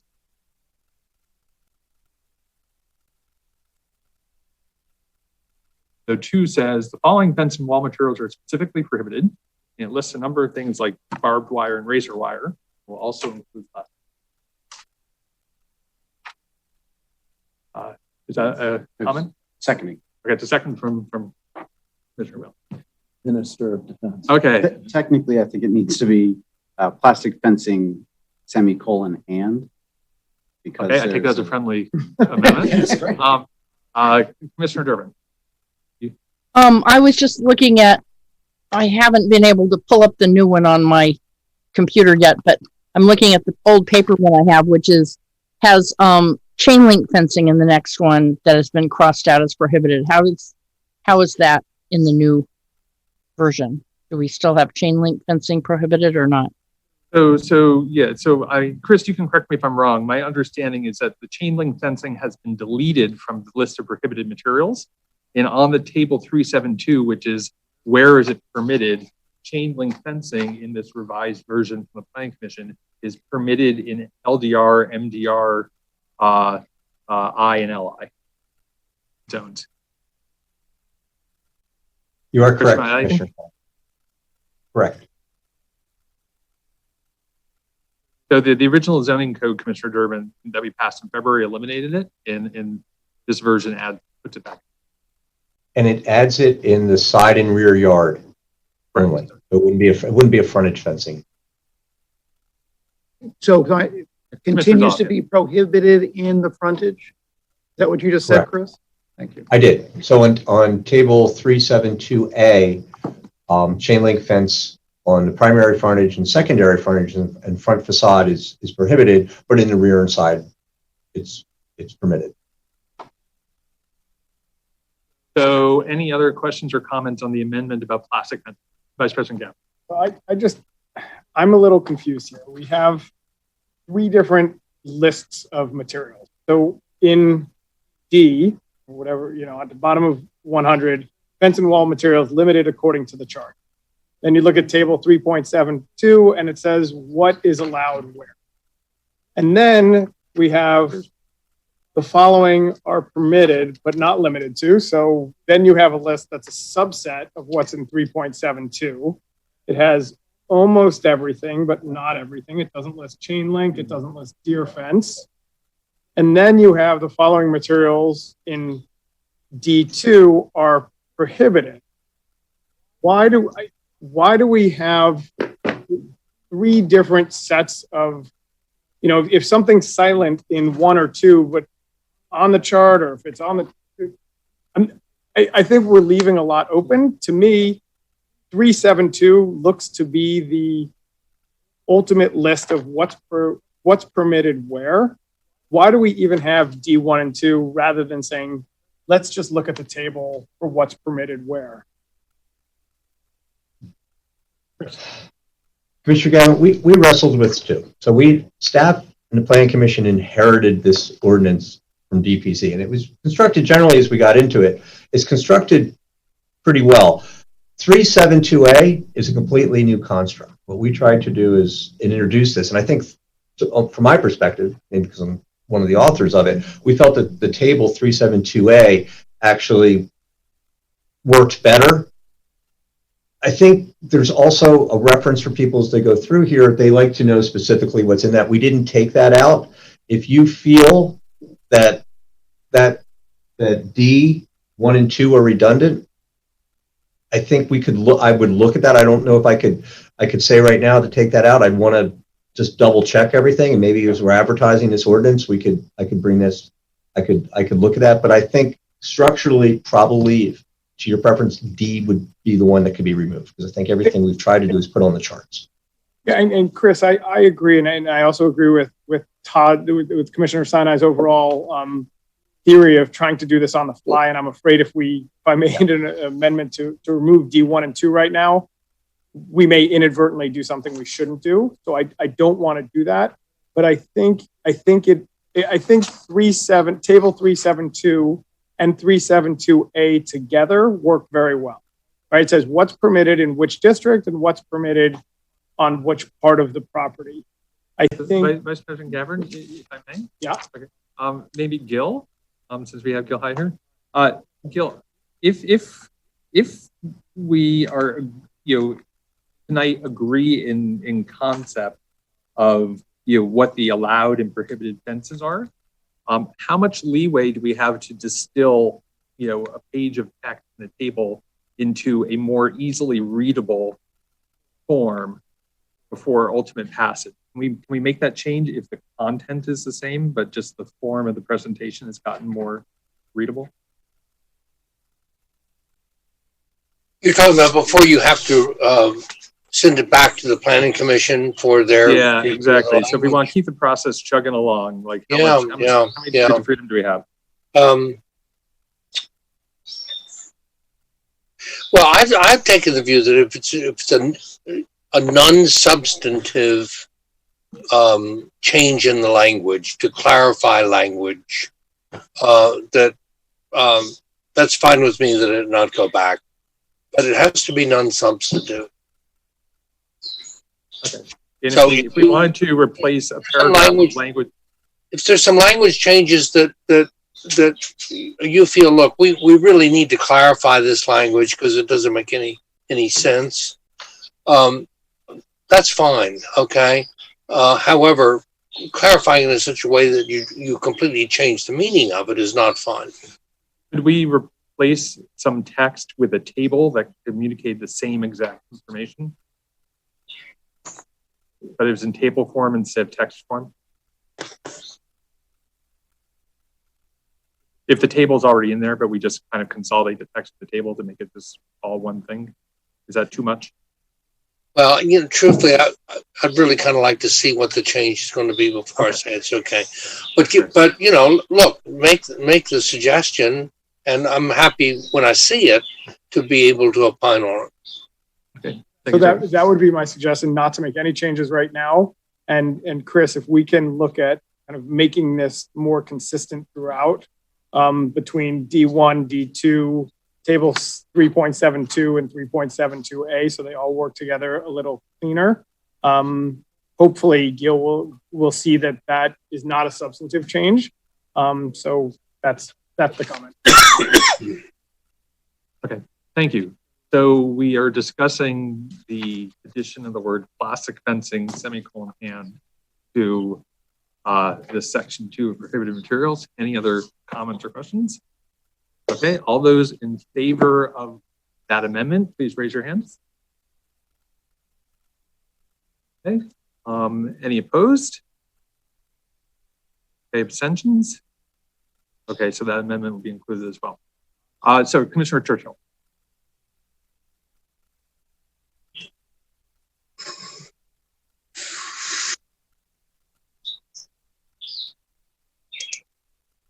We still can't hear you, Rick.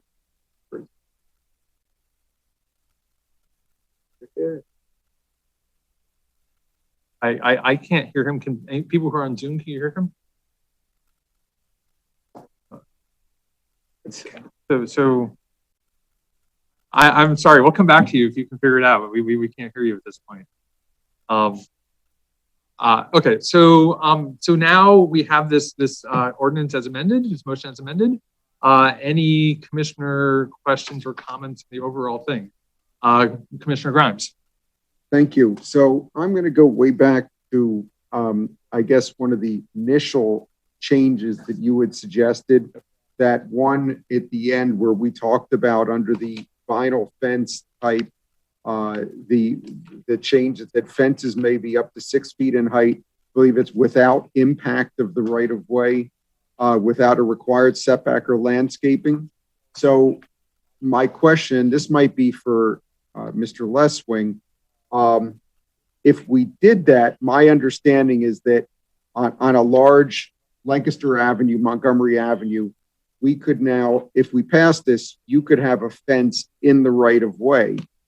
And the concern would be if the township decided it needed to do something in that right of way, which I suppose could be some sort of digging, placement of something that benefits the township, whatever, utility, anything in the right of way, and now there's a fence there. Does this create material complications for the township using that right of way, because now you have issues about ruining someone's fence and possibly having to replace it? Mr. Grimes, that's a great question. I'm glad we have Gil here tonight. I will say that I've spoken, the language that was originally developed was developed in conjunction with the Public Works Department, who actually has enforcement over matters within the public right-of-way. They felt that the language that was originally in the ordinance met their standards. Certainly Gil can weigh in.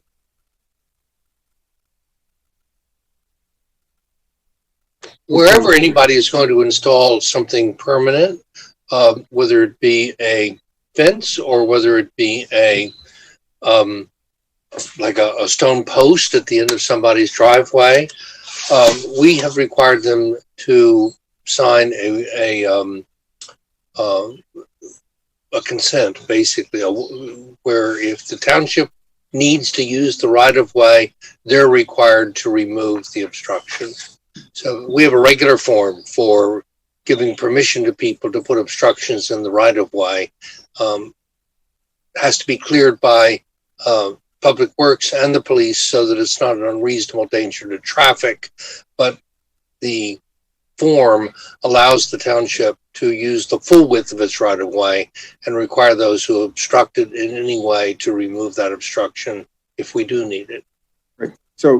And Gil, thank you very much for weighing in. So I guess I would go back to Chris for your input, and then I get it by way of doing that, raise a concern that I have, is that I understand that we regularly require people when they put something in the right of way to agree that they're not going to come after us.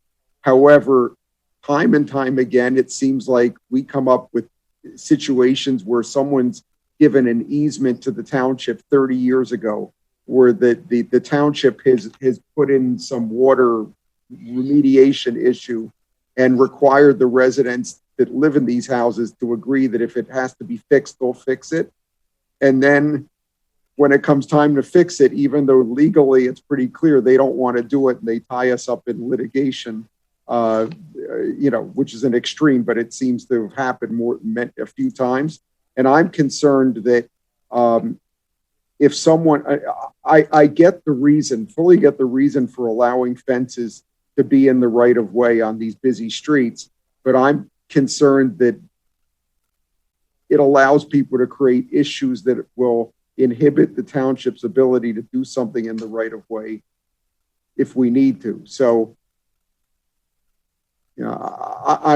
I fully sympathize with the reason for this amendment, but it's causing me to have pause about it. So I just want to raise that issue for others also, because I think it's something that we should think about. Okay, so Commissioner Reynolds, I'll circle back to you if you choose to propose an amendment to signal me. Thank you. Maybe in the next 15 minutes, I'll decide how I feel about it. Any other commissioner questions or comments? Commissioner Whalen? I have a question, if I may. Yeah, certainly. Sorry. Chris, you may need to respond to this.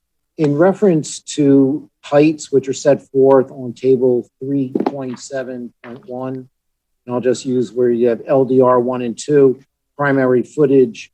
I think it was at 4 feet. Now there's a recommendation to go to 3. Is that correct? Correct. That is correct. That is and I pointed out early in my presentation, that's a substantive change from the Planning Commission. That fences going back as we've been regulating in the front yard, really township started regulating back in the 80s, had been a 4-foot height limit, and now the Planning Commission has recommended 3-foot fences. Yeah, I'm not sure I comprehend the complete reason why to do that, and I do know a couple areas where people have 4-foot fences and they go to replace it, they're going to still want their 4-foot fence. So if that's how this is being proposed currently, I would move to keep the fence height at the 4-foot mark. Second. Okay. So we have a motion and a second. Any comments or questions? Yes, question. So, President Bernheim, does your motion apply to all 4 LDR subzones? Or does it apply across the board on primary frontage? Yeah, I candidly, I was looking at across the board on the primary frontage. That's where it seems to be the change from 3 to 4 feet. Got it. Thank you. Okay, thank you, Commissioner. Chris, a couple of questions. So for fences in the primary frontage, under this code, if I want to have 3 feet of solid fence and a foot of open fence as a topper, is that allowed? Yes. Okay, so it's 4 feet of solid fence. that is not allowed. 4 feet of mixed fence is allowed. Correct. You can have an open fence up to 4 feet. As you look at table 371, there are notes, and this is where it gets complicated. And I mentioned this. There's a lot of variables here, but in primary frontages, you're allowed to. A solid fence can be 3 feet, but an open fence along the primary frontage is permitted up to 4 feet. And so, just so I understand, because I thought I understood this, and yeah, I keep discovering things. So, if it is solid and then like lattice at the top, is that an open fence or solid? No, that would be. No, that would not be. So it's really the Planning Commission settled on open or closed fences, because I think now I'm recalling the discussion that it seemed impractical with a smaller fence that you would have a 3-foot high fence with an open lattice. Usually you see the lattice on fences that are 6 feet or taller, not on smaller fences. And primarily those fences in the frontage they're designed to keep your property open, but they're more for, let's say you have a dog or a small child and you just want to define your boundary or have some security there, and you're not really trying to screen any. Okay, thank you. And I'll note, I guess earlier this evening we voted to include an amendment that allows for 4-foot masonry. Right, so we already have 4-foot fences in the frontage in this thing that's ordinance, right? Not wood. It's kept as is. Thank you. And then to further clarify, since this is a question for Chris, since you've referred to the notes, the first note says that in the primary frontage, an estate fence can be 6 feet, right? So we've got, that's a fence that's permitted to be 6 feet in the primary frontage. And now we're talking about everything else being 4 feet. Do I have that correct? Correct. Thank you. There's also another table. There's another table where this goes to. Estate fencing is also regulated on table back to. I'm sorry, I misspoke. That was a change. No, you are correct, Commissioner Zoloff. Great, thank you. Okay, any other commissioner questions or comments? We have a motion. Yeah, Commissioner Kramer. When I look at the survey, it says that a solid wood fence shall not exceed 3 feet in height. Is that on the primary frontage? Am I correct that that's correct? Limiting like a solid wood to 3 feet? Correct. The Planning Commission. Well, that's just too short. If you have a dog or a child, that's just too short.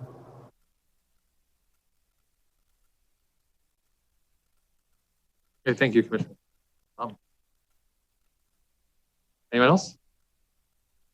Okay, so the amendment is for 4 feet for solid wood fences in the front.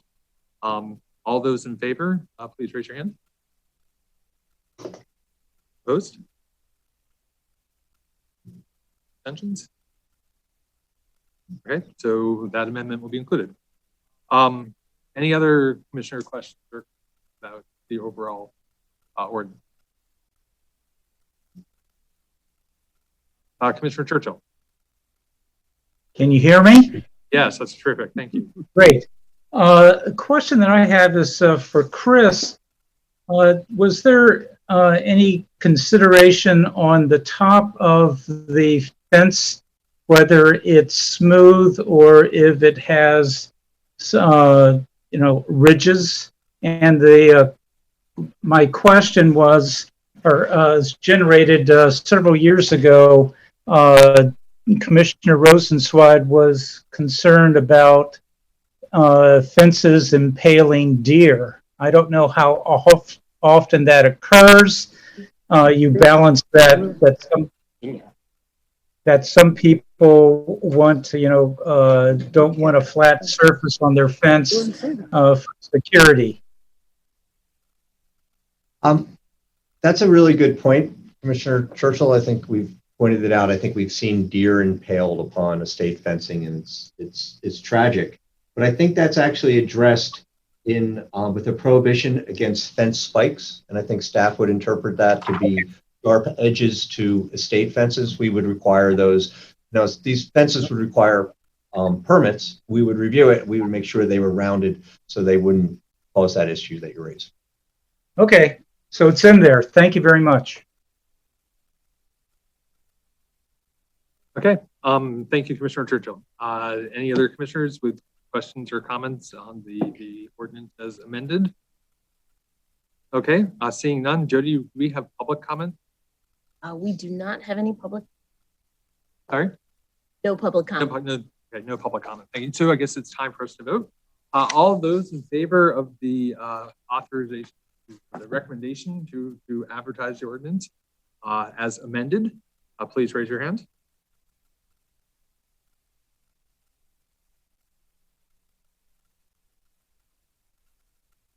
Okay. Any opposed? Okay. Abstain. Motion passes. Everyone, thank you for your hard work and your indulgence on this. I think we got a good outcome, and I appreciate everyone's patience as we try to work through this. And with that, President Bernheim, that concludes the business. Well, thank you very much, Commissioner Sinai. I don't know, maybe your son will, after this performance, get rid of Netflix and start binge watching Building and Planning. Before we adjourn, just as we frequently do, anybody have any comments, new business, or something they wish to bring forward? Okay.